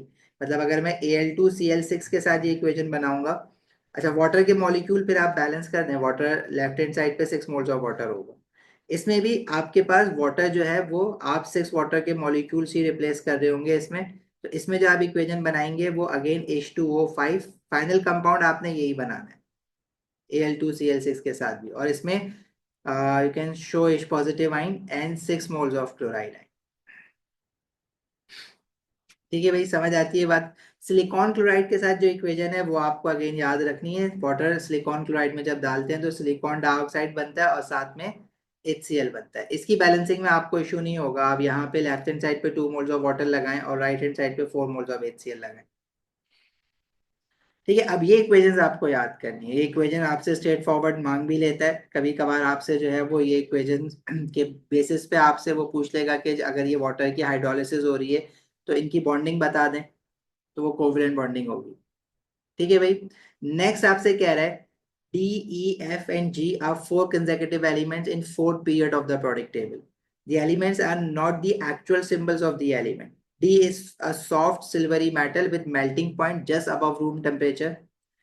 It is amphoteric oxide. D2O3 has a melting point of 1900 degree Celsius. तो यहां से मुझे समझ आ रहा है कि भाई एम्फोटेरिक ऑक्साइड तो ग्रुप 13 का एलिमेंट बनाता है, एल्यूमिनियम ऑक्साइड। अब एल्यूमिनियम ऑक्साइड मैं डी को एल्यूमिनियम तब लेता ना जब ये पीरियड 3 का एलिमेंट होता। उसने तो मुझे मेंशन कर दिया है कि ये फोर्थ पीरियड के elements of the product table. तो एल्यूमिनियम के नीचे वाला जो पीरियड है उसमें जो एलिमेंट होता है वो ग्रुप 13 में गैलियम होता है। ठीक है, मतलब ये काम आप गैलियम के लिए करेंगे अब सारा। Its amphoteric oxide has a melting point of 1900 degrees Celsius and can be formed by heating D in oxygen. जैसे आप एल्यूमिनियम को ऑक्सीजन में हीट करते हैं तो एल्यूमिनियम ऑक्साइड बनता है, गैलियम को ऑक्सीजन में हीट करेंगे तो गैलियम ऑक्साइड बनेगा Ga2O3। लेकिन वो आपसे गैलियम की फॉर्म में आंसर मांगेगा या नहीं मांगेगा वो डिपेंड करता है। अगर वो साथ डी को ही चलाएगा आगे तो आप ये सारी चीजें डी के फॉर्म में ही लिखेंगे, ऑक्साइड D2O3 हो जाएगा इसका। ठीक है, तो मुझे यहां से मैंने इतना तो क्रैक कर लिया कि डी क्या है।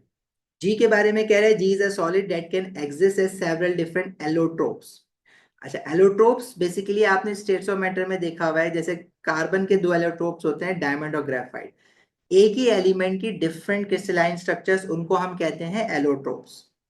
Most of which contains G8 molecules. G burns in air to form GO2। ठीक है, अब मुझे यहां से 8 देख के ये समझ आ गया कि इट शुड बी सल्फर। ठीक है, सल्फर बनता है ना एसिड, मतलब ये ग्रुप 16 के किसी एलिमेंट की बात कर रहा है सल्फर की। G burns in air to form GO2, जैसे सल्फर डाइऑक्साइड बनता है with dissolve in water to form an acidic solution. और कंफर्म होता जा रहा है कि ये सल्फर डाइऑक्साइड की बात कर रहा है। This solution reacts with sodium hydroxide to form a salt. अब अगर मैं SO2 के साथ सल्फ सोडियम हाइड्रोक्साइड को रिएक्ट करवाता हूं तो मैंने आपको बताया था कि जो सॉल्ट बनेगा वो सोडियम सल्फाइड बनेगा, SO3 वाला बनेगा। SO3 के साथ जब आप सोडियम हाइड्रोक्साइड को रिएक्ट करवाएंगे तो जो आपके पास सॉल्ट बनेगा वो सोडियम सल्फेट सॉल्ट बनेगा। तो जी मुझे समझ आ गया कि ग्रुप 16 का एलिमेंट है and it is equivalent to sulphur. और डी मुझे समझ आ गया it must be equivalent to aluminium. Suggest the identities of D and G. अब ये फोर्थ पीरियड में, तो डी हमने ग्रुप 13 का एलिमेंट डिसाइड किया हुआ है, तो ग्रुप 13 के फोर्थ पीरियड में हमें मिलेगा गैलियम। और ग्रुप 16 के, जैसे सल्फर है तो ग्रुप 16 के जो फोर्थ पीरियड में हमें एलिमेंट मिलेगा वो मिलेगा selenium. Selenium will be behaving as a sulfur and gallium will be behaving like aluminium। ठीक है, अब आगे इस पे क्वेश्चन बनाएगा तो हम उसके हिसाब से चलेंगे। Right the equation for the reaction of D2O3 with hydrochloric acid. अब इन्होंने यहाँ पे गैलियम नहीं लिया, इन्होंने डी की फॉर्म में लिया हुआ एलिमेंट, तो आप भी आंसर अपना डी की फॉर्म में देंगे। अब अगर आप मुश्किल हो रही है आपको तो आप एल्यूमिनियम ऑक्साइड को जब आप रिएक्ट करवाएंगे हाइड्रोक्लोरिक एसिड के साथ तो आपके पास सॉल्ट बनेगा एल्यूमिनियम क्लोराइड और वाटर बनेगा, नॉर्मल इक्वेशन होती है। लेकिन आपने यहाँ पे एल्यूमिनियम नहीं लेना है, आपने यहाँ पे डी लेना है, तो एल्यूमिनियम की जगह पे क्या आ जाएगा, जहां जहां एल्यूमिनियम है वहां वहां आप डी लिख दें बस। बाकी इस इक्वेशन को बैलेंस कर दें। आप कोशिश करें कि एल्यूमिनियम ऑक्साइड की इक्वेशन प्रैक्टिस करके जाएं, आपको याद हो कि बैलेंसिंग क्या होती है। अदरवाइज ये तो इक्वेशन आसान है, आप इसकी बैलेंसिंग कर सकते हैं। डी लेफ्ट हैंड साइड पे 2 है तो यहाँ 2 लगाना पड़ेगा, HCl के साथ 6 लगाना पड़ेगा, और फिर हाइड्रोजन के साथ 3 लगाना पड़ेगा। सोडियम हाइड्रोक्साइड के साथ जो इक्वेशन है वो थोड़ी सी डिफरेंट है, क्योंकि जब aluminium oxide as a acid काम करेगा,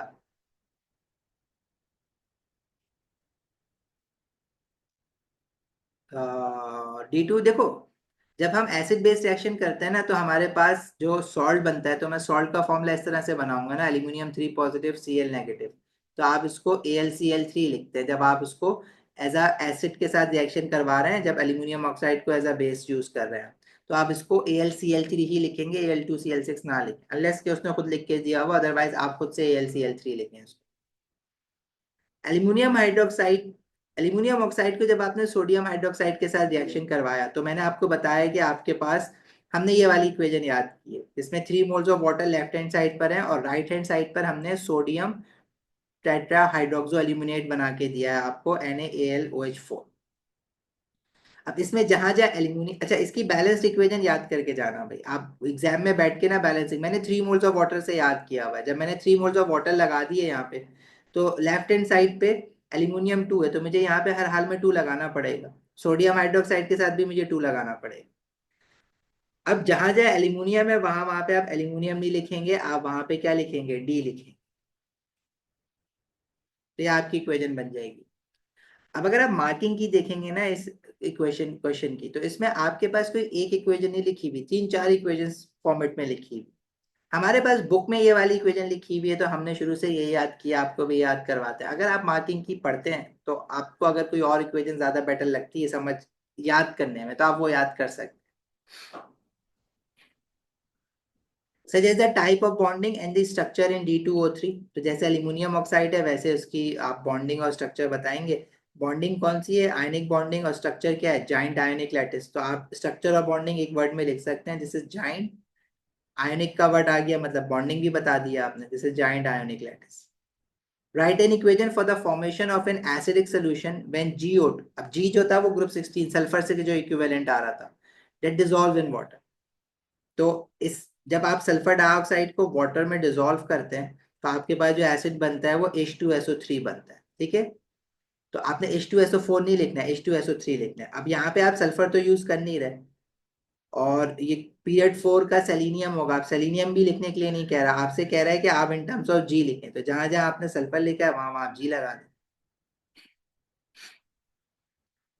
देखो आयशा, ये इक्वेशन ना हमने अभी पीछे देखा था कि ये हमें याद रखनी है इस फॉर्म। अगर मैं लेफ्ट हैंड साइड पे वाटर नहीं लगाता हूँ तो राइट हैंड साइड पे आप वाटर लगाएंगे, और राइट हैंड साइड पे आप वाटर लगाएंगे तो सॉल्ट का फॉर्मूला फिर आप डिफरेंटली, इसलिए इस इक्वेशन को आप समझ नहीं सकते अभी, आप इस इक्वेशन को याद करेंगे, आपको याद करनी पड़ेगी ये इक्वेशन। ठीक है, आपने एल्यूमिनियम ऑक्साइड के लिए याद की हुई है, और अभी बहुत पहले याद नहीं की, अभी अभी हमने देखी थी ये इक्वेशन सारी।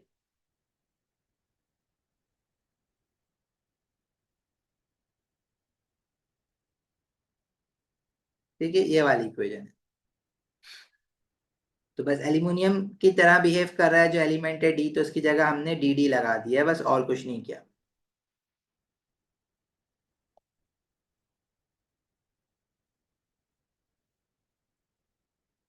ठीक हो गया। अच्छा, इस क्वेश्चन में क्या है, this question is about period 3 elements and their compounds, give an explanation for each of the following statement, the atomic radius decreases across the period from sodium to argon. ठीक है, एटॉमिक रेडियस क्यों decrease होता है, आपने ये लिखना है कि across the period nuclear attraction increase होती है, nuclear attraction increases due to increase in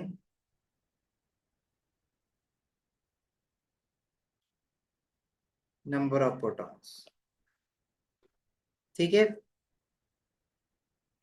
but shielding effect stays same as number of shell stays same.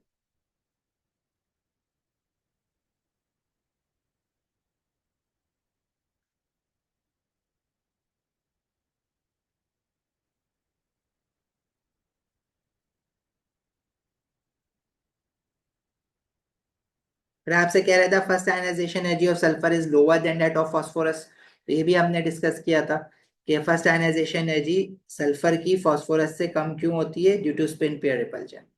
ठीक है, the electron to be removed from sulfur is a paired electron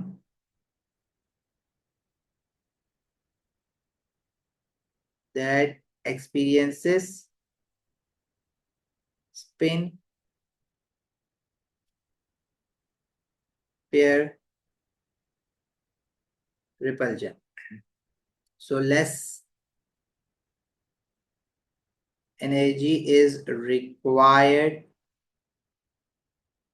to remove that electron.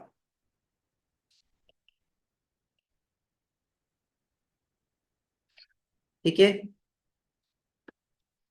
sodium is a better electrical conductor than phosphorus. Because sodium has mobile electrons or free electrons or delocalized electrons. Phosphorus does not. ठीक है, but this is for 2 marks. For 2 marks, you have to describe why sodium has free or delocalized electrons due to metallic bonding. और phosphorus का भी define करोगे, phosphorus is not a metal ना. Sodium has metallic bonding, so it has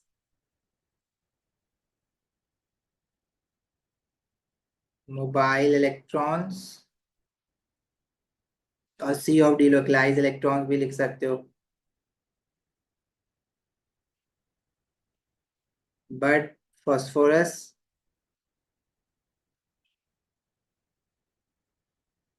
is a simple covalent molecule. Magnesium is a better electrical conductor than sodium because each magnesium atom contributes 2 electrons in C of delocalized electrons. So there are more number of free electrons in a magnesium lattice as compared to sodium. लिख लोगे ये answer, समझ आता है. Next question says the acid base behavior of the oxides in the third period varies across the period. Describe this behavior and explain it with reference to the structure and bonding of sodium oxide, aluminum oxide and sulfur trioxide.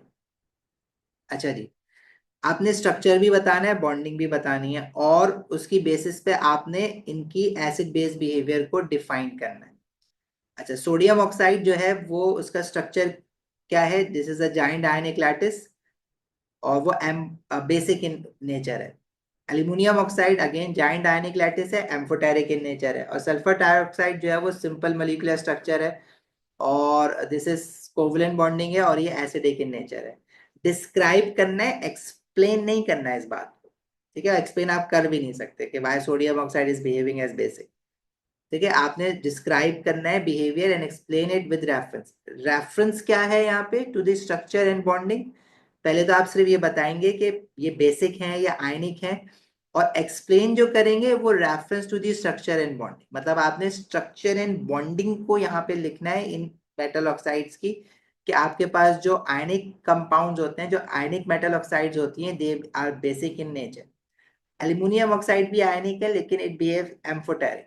लेकिन aluminium oxide क्यों amphoteric है, sodium oxide क्यों basic है, वो क्यों नहीं amphoteric है, वो वाली बात आप एक्सप्लेन नहीं कर सकते ना. आपसे इसकी एक्सप्लेनेशन मांगी है, आपको बस सिर्फ स्ट्रक्चर और ये बता, फर्दर उसको आप एक्सप्लेन नहीं कर सकते. मतलब आपने बेसिकली स्ट्रक्चर और बॉन्डिंग बता के इसको बस वो खुद ही एक्सप्लेनेशन हो जाएगी. ठीक है, सोडियम ऑक्साइड बेसिक है और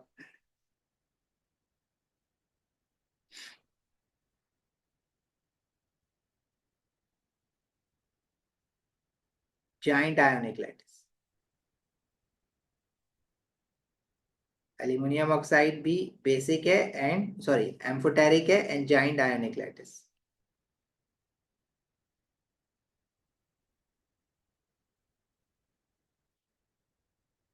सल्फर ट्राइऑक्साइड एसिडिक है, and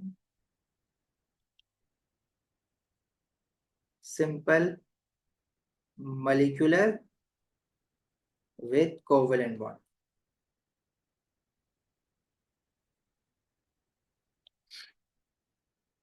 Write equation for the reaction of these three oxide with hydrochloric acid और सोडियम हाइड्रोक्साइड एज अप्रोप्रिएट। अब सबको तो सब हाइड्रोक्लोरिक एसिड के साथ रिएक्ट नहीं करेंगी ना, फॉर 4 मार्क्स।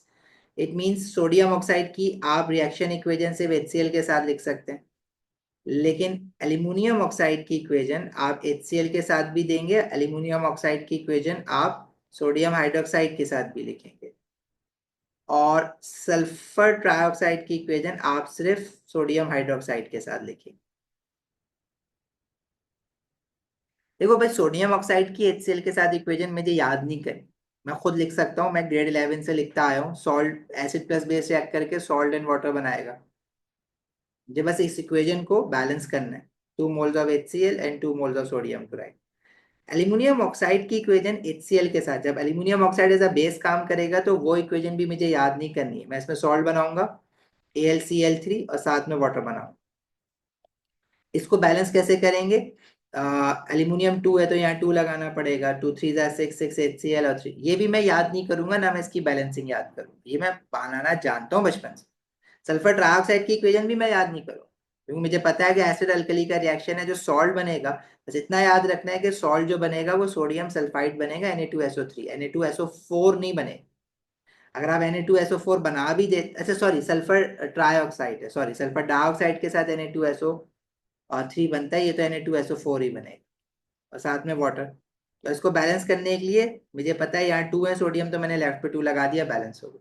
ये तीनों इक्वेशन थोड़ी ना याद करनी, हाँ ये वाली जो इक्वेशन है सोडियम हाइड्रोक्साइड के साथ, वो मुझे याद करनी है, और वो हमने अभी थोड़ी देर पहले लिखी थी। आप इस इक्वेशन में वाटर जो है वो लेफ्ट हैंड साइड पे लिखेंगे, राइट हैंड साइड पे सोडियम एल्यूमिनेट 4, और इसको बैलेंसिंग भी मैंने इसकी याद की हुई है कि वो 2 मोल मुझे लगाने पड़ेंगे यहाँ पे, 2 मोल सोडियम हाइड्रोक्साइड के साथ। अगर ये टॉपिकल क्वेश्चंस भी करोगे तो ये इतनी बार रिपीट हो जाएंगी एक ही चीज कि आपको याद हो जाए। अब आप क्वेश्चंस देखेंगे तो आपको आइडिया हो जाएगा कि क्या क्या चीजें पूछता है, बार बार हमें जहन में रखनी। इस क्वेश्चन में the bar chart below shows the variation of melting point of the elements across period 3। अब हमने जो है ना वो ऐसे ग्राफ बनाया था। अच्छा, मैग्नीशियम और एल्यूमिनियम में मैंने आपको बताया था ना, छोटा सा डिफरेंस है बस, सिलिकॉन था, फिर फास्फोरस था, फिर सल्फर, फिर क्लोरीन, फिर argon. Explain the general increase in melting point from sodium to aluminium. तो ये जो इंक्रीज है वो मेटेलिक बॉन्डिंग की वजह से, इन तीनों में मेटेलिक बॉन्डिंग है, लेकिन metallic bond becoming more stronger from sodium to aluminium because there are more number of C of delocalized electrons from sodium to aluminum, so electrostatic forces of attraction are more stronger। ठीक है, और आप cationic size भी लिखेंगे इसमें, क्योंकि from sodium to aluminium metal positive ion as a higher charge. देखो आपकी क्या दो बातें, all three have metallic bonding,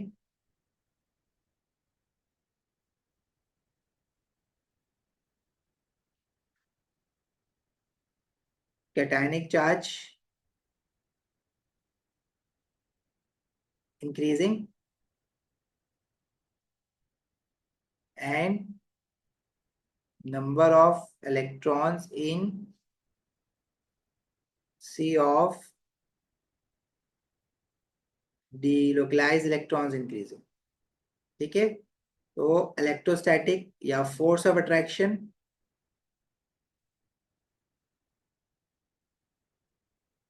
between metal positive ions and C of delocalized electrons becoming more strong।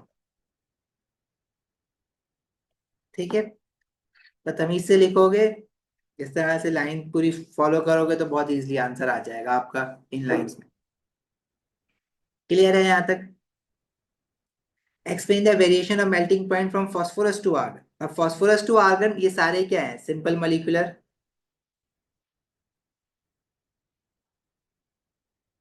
ठीक है, तो फोर्सेस ऑफ अट्रैक्शन क्या है उसका नाम लिखोगे, forces of attraction between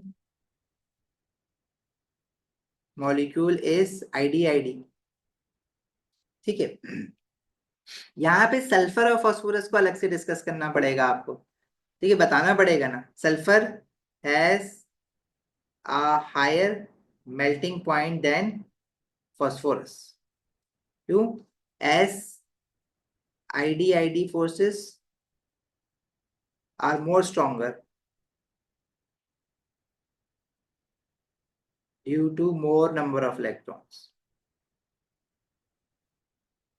From sulfur to argon, ID forces are less stronger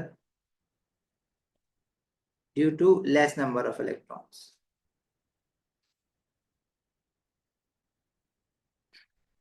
अलग से पूछ लिया उसका, नहीं तो कहाँ पे, explain why silicon as a much higher melting point, वो सिलिकॉन है, सिलिकॉन 3 मार्क्स का दिया हुआ है यहाँ पे। और फास्फोरस टू आर्गन लिख दिया तो उसमें सल्फर बीच में आएगा ना, फास्फोरस सल्फर क्लोरीन सब आएगा। ठीक है, शायद वो सिलिकॉन है। Why silicon has a much higher melting point? Because it is a giant covalent structure, so huge amount of energy is required to break many strong covalent bonds.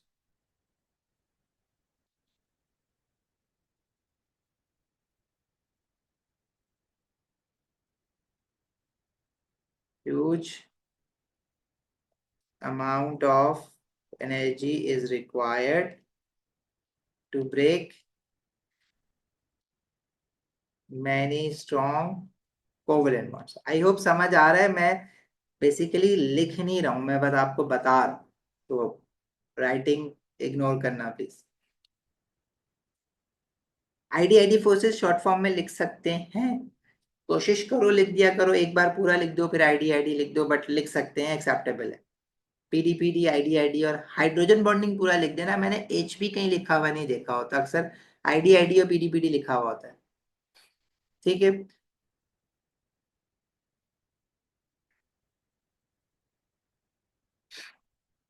अच्छा ये वाला क्वेश्चन भी देख लेते हैं।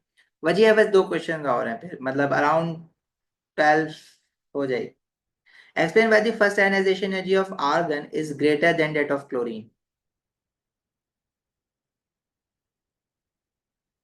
ठीक है, आर्गन की क्लोरीन से ज्यादा क्यों? आर्गन की क्लोरीन से ज्यादा इसलिए क्योंकि जब आप आर्गन टू क्लोरीन जा रहे हैं, सॉरी क्लोरीन टू आर्गन जा रहे हैं, तो number of protons are increasing but shielding effect is same, क्योंकि नंबर ऑफ शेल सेम है ना। फिर वो पूछते हैं why aluminium is less than that of magnesium. Aluminium की लेस इसलिए क्योंकि electron to be remove from aluminium is in 3p which experiences greater shield. Simple 1 mark के लिए लिखेंगे। और सल्फर और फास्फोरस में सल्फर की कम क्यों है? Because in sulfur there is a spin pair repulsion, there is electrons to be removed is a paired electron. ठीक है, पूरा एक्सप्लेन करने की जरूरत नहीं है, 1 मार्क के लिए इतना काफी। सही है ना भाई, क्लियर है ये सारी बातें? फिर उसके बाद आपसे देखो सोडियम क्लोराइड, सिलिकॉन क्लोराइड। अब अगर आप रिसेंट ईयर्स कर रहे हैं पेपर 2 के, तो आप इस तरह के क्वेश्चन अभी जरा कम देख रहे हैं इनऑर्गेनिक के। आप इनऑर्गेनिक के जो क्वेश्चंस अभी रिसेंट ईयर्स में देख रहे होंगे, वो आपके पास रिएक्शन स्कीम ज्यादातर आ रही है, जो कि इजी होते हैं क्वेश्चंस, वो भी मैं दिखा देता हूँ। ये जो एक्सप्लेनेशन वाले क्वेश्चंस हैं ये पहले आते थे और काफी टाइम से, मतलब 2-3 सालों से कम आ रहे हैं, तो मतलब ये दोबारा से रिवाइव कर सकता है इन क्वेश्चंस को। तो ये वाले टॉपिकल एक बार बेशक आप लिख के प्रैक्टिस ना करें, आप इसको पढ़ के इसकी मार्किंग की जरूर देख लें, साथ साथ चीजें आप याद करते जाएं। अच्छा, इसके अलावा जो रिएक्शन स्कीम वाले क्वेश्चंस है ना,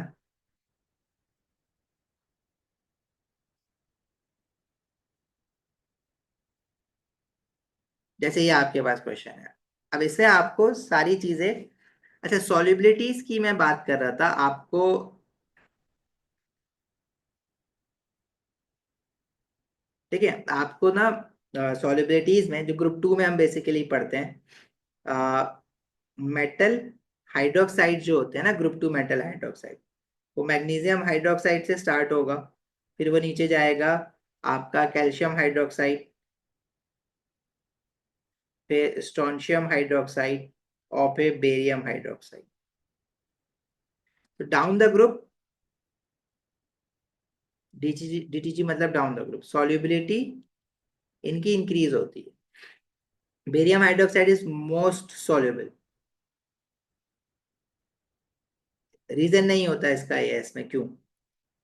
magnesium hydroxide is least soluble. अगर वो मैग्नीशियम हाइड्रोक्साइड और बेरियम हाइड्रोक्साइड को आपस में कंपेयर करवाएगा, मतलब अगर वो कहता है कि हमने एक टेस्ट ट्यूब में वाटर के अंदर मैग्नीशियम हाइड्रोक्साइड फॉर्म हुआ है या डाला है, या एक टेस्ट ट्यूब में बेरियम हाइड्रोक्साइड है, जिस टेस्ट ट्यूब में बेरियम हाइड्रोक्साइड होगा तो वो आपको कलरलेस सोल्यूशन देगा क्योंकि डिजोल्व हो गया है। और जिस टेस्ट ट्यूब में मैग्नीशियम हाइड्रोक्साइड प्रोड्यूस्ड हुआ है वहां पे आपको व्हाइट पीपीटी मिलेगी। यूजुअली तो वो मैग्नीशियम हाइड्रोक्साइड और बेरियम हाइड्रोक्साइड को कंपेयर करवाता है, लेकिन अगर वो कैल्शियम और बेरियम को करवा लेगा तो आप इसके फिर व्हाइट पीपीटी कंसीडर करेंगे और बेरियम हाइड्रोक्साइड को कलरलेस करेंगे। इसी तरह ग्रुप टू मेटल सल्फेट्स की सॉल्युबिलिटी जो है, जैसे अगर मैं magnesium sulfate to barium sulfate बात करूं तो down the group solubility metal sulfates की डिक्रीज होती है। डाउन द ग्रुप सॉल्युबिलिटी इनकी डिक्रीज होती है, मतलब मैग्नीशियम सल्फेट को यू विल कंसिडर सॉल्युबल और बेरियम सल्फेट को आप इनसॉल्युबल कंसिडर करेंगे तो इसके व्हाइट पीपीटी मिलेंगे आपको। इसके अलावा आपको ये याद होना चाहिए कि जितने भी नाइट्रेट सॉल्ट्स होते हैं ना, all nitrate salts are water soluble.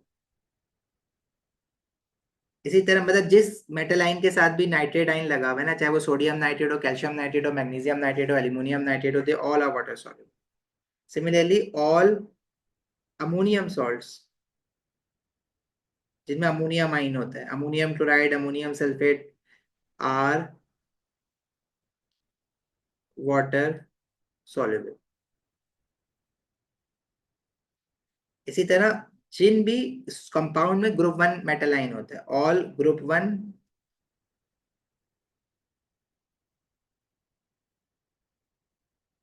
Metal compounds are water soluble.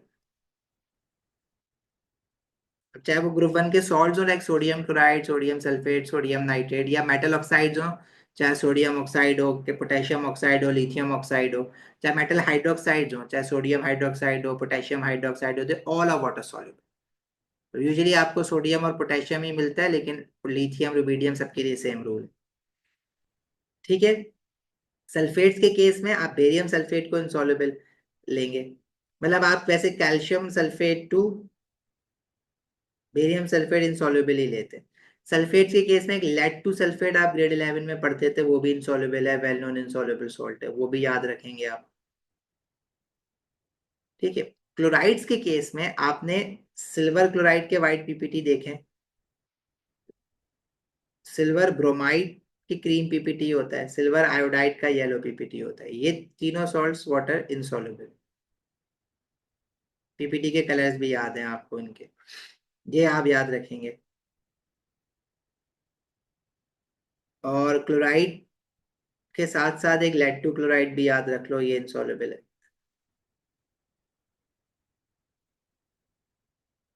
जितने भी कार्बोनेट सॉल्ट्स होते हैं, ऑल कार्बोनेट जिनमें CO3 नेगेटिव आइन होता है, ये सारे इनसॉल्युबल होते हैं accept for group one, of course group one and ammonium carbonate, ये सारे सॉल्युबल ही बनाते हैं।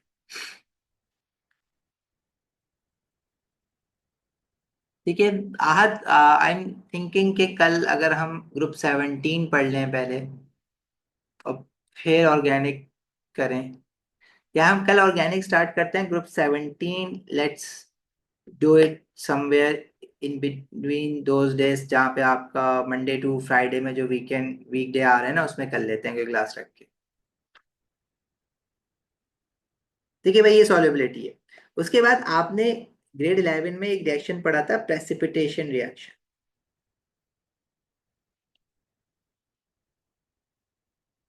प्रेसिपिटेशन रिएक्शन में क्या होता है कि अगर आप दो सॉल्युबल सॉल्ट्स को मिक्स करें, like barium chloride, soluble salt aqueous form, all chloride salts are also soluble, हाँ क्लोराइड की सॉल्युबिलिटी भी याद रखो, ऑल क्लोराइड सॉल्ट्स सॉल्युबल। कौन से क्लोराइड सॉल्ट इनसॉल्युबल होते हैं? Lead two chloride, PbCl2 and silver chloride. अच्छा, बेरियम क्लोराइड एक्वस सॉल्ट है। अगर मैं इसको मिक्स करूं किसी सल्फेट के सॉल्युबल सॉल्ट के साथ, लेट्स से सोडियम सल्फेट, तो ये जो एक्वस आइंस होते हैं, मतलब इसका क्या मतलब है? अगर दो एक्वस सॉल्ट मैंने मिक्स किए हैं तो वाटर के अंदर बेरियम आइन अलग होगा, क्लोराइड आइन अलग होगा, और जो सोडियम सल्फेट है उसका सोडियम आइन अलग होगा और सल्फेट आइन अलग होगा। तो जो बेरियम आइन और सल्फेट आइन आपस में एक दूसरे के साथ जुड़ जाते हैं and they precipitate out, and sodium ion and chloride ion will again stay away from each other. लेकिन for the sake of completion of equation तो मैं इसको aqueous लिखूंगा ना, इक्वेशन लिख के। इसी तरह अगर मैं आपसे लेट्स से कह रहा हूँ कि कोई सिल्वर क्लोराइड सॉल्ट बना है, प्रेसिपिटेट आउट हुआ है, और उसको बनाने के लिए we have make silver nitrate. भाई किसी तरह से एक्वा साइन अगर इस तरह के सामने आ जाए, ऐसे एक्वा साइन जो वाट आपस में जुड़ के इनसॉल्युबल सॉल्ट बना सकते हैं, तो वो प्रेसिपिटेट आउट हो जाता है। तो ये वाला this reaction will come in handy. ठीक है, बड़ा काम आने वाला है अभी आपके पास MCQs में स्पेशली। तो अभी में हम जो क्वेश्चन देख रहे थे, ये वाला क्वेश्चन, इसमें कह रहा है magnesium is the eighth most common element in the earth crust. The metal is widely used in alloys which are light and strong. Some reactions of magnesium and its compounds are shown in the scheme below. अच्छा जी, इस question में आपसे कह रहा है कि हमने hydrogen gas, अच्छा मैग्नीशियम है, मैग्नीशियम को हमने एसिड में डाला, तो जो सॉल्ट बनेगा वो बनेगा सल्फ्यूरिक एसिड है, तो जो ए होगा वो मैग्नीशियम सल्फेट होगा। अब मैग्नीशियम सल्फेट के साथ एक्वस लिखा हुआ है क्योंकि ये सॉल्युबल सॉल्ट है। मेटल सल्फेट की सॉल्युबिलिटी तो डाउन द ग्रुप डिक्रीज होती है ना, तो मैग्नीशियम सल्फेट को हम सॉल्युबल मान के चलते हैं और बेरियम सल्फेट को इनसॉल्युबल मानते हैं। हाइड्रोक्साइड के केस में उल्टा होता है। मैग्नीशियम और HCl जब रिएक्ट होगा तो यहाँ बनेगा magnesium chloride salt. All chloride are soluble except for lead two chloride and silver chloride, अभी मैंने आपको बताया। एक्वस लिखा हुआ है इसने तो ऑब्वियसली सॉल्युबल ही है। मैग्नीशियम को एयर में हीट करा ऑक्सीजन के साथ, तो मैग्नीशियम प्लस ऑक्सीजन जो बनेगा वो मैग्नीशियम ऑक्साइड बनेगी।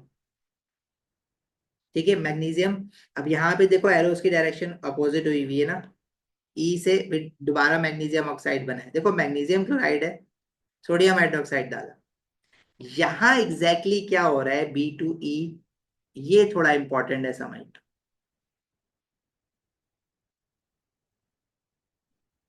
देखें, you have magnesium chloride aqueous form में, बी जो है आपका, उसमें आपने डाला sodium hydroxide. Sodium hydroxide alkali है, स्ट्रॉन्ग एल्कली है, एक्वस फॉर्म में कंप्लीटली आयनाइज हुई। यहाँ होगा प्रेसिपिटेशन रिएक्शन। मैग्नीशियम और हाइड्रोक्साइड जब एक दूसरे के आमने सामने आएंगे तो क्या वो इंसॉल्युबल सॉल्ट बनाते हैं, इंसॉल्युबल कंपाउंड बनाते हैं, सॉल्ट तो नहीं कहेंगे हम उसको, क्योंकि मेटल हाइड्रोक्साइड्स की solubility down the group increase होती है। तो मेटल मैग्नीशियम हाइड्रोक्साइड को हम इंसॉल्युबल लेते हैं, बेरियम हाइड्रोक्साइड को हम सॉल्युबल लेते हैं, तो इसके पीपीटी बनेंगे।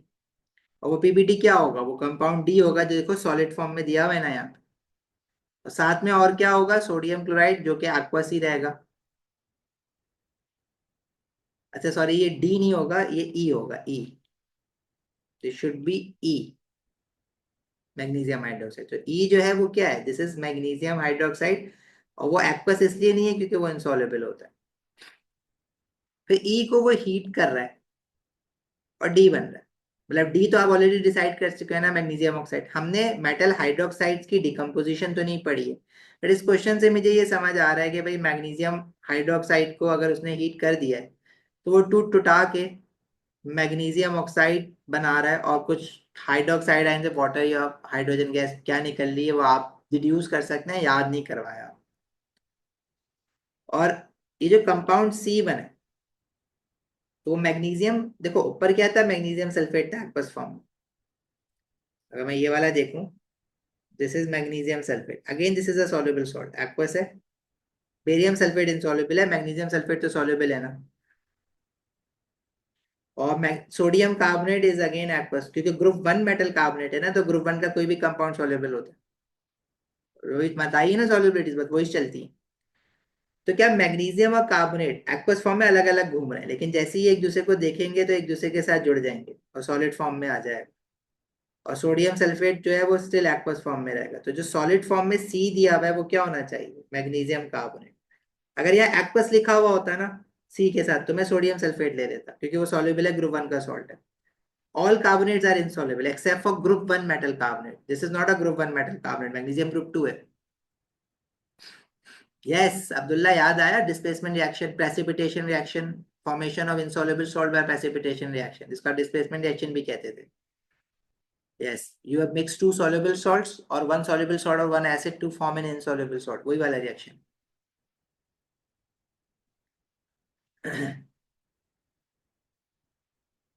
ठीक है भाई, तो सी पता चल गया, should be magnesium carbonate.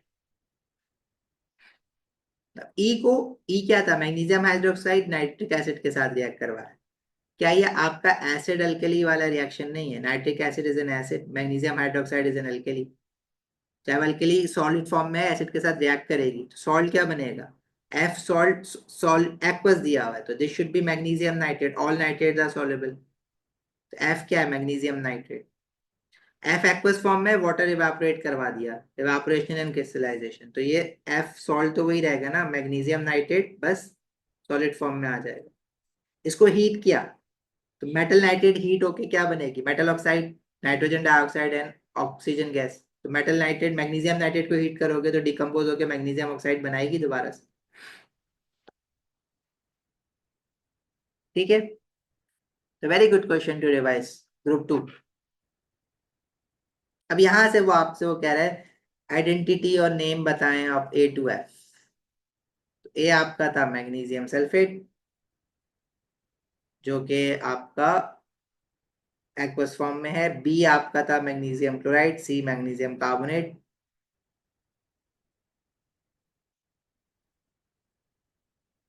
D आपका आया था मैग्नीशियम ऑक्साइड, ई आया था मैग्नीशियम हाइड्रोक्साइड, और एफ आपका आया था मैग्नीशियम नाइट्रेट।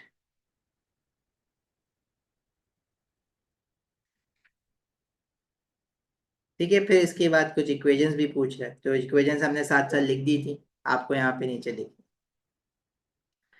समझ आई बात।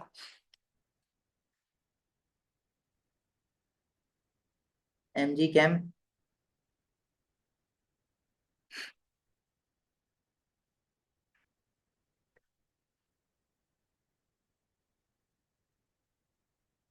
तो आप टॉपिकल एक बार गो थ्रू कर लें, periodicity के ग्रुप टू के।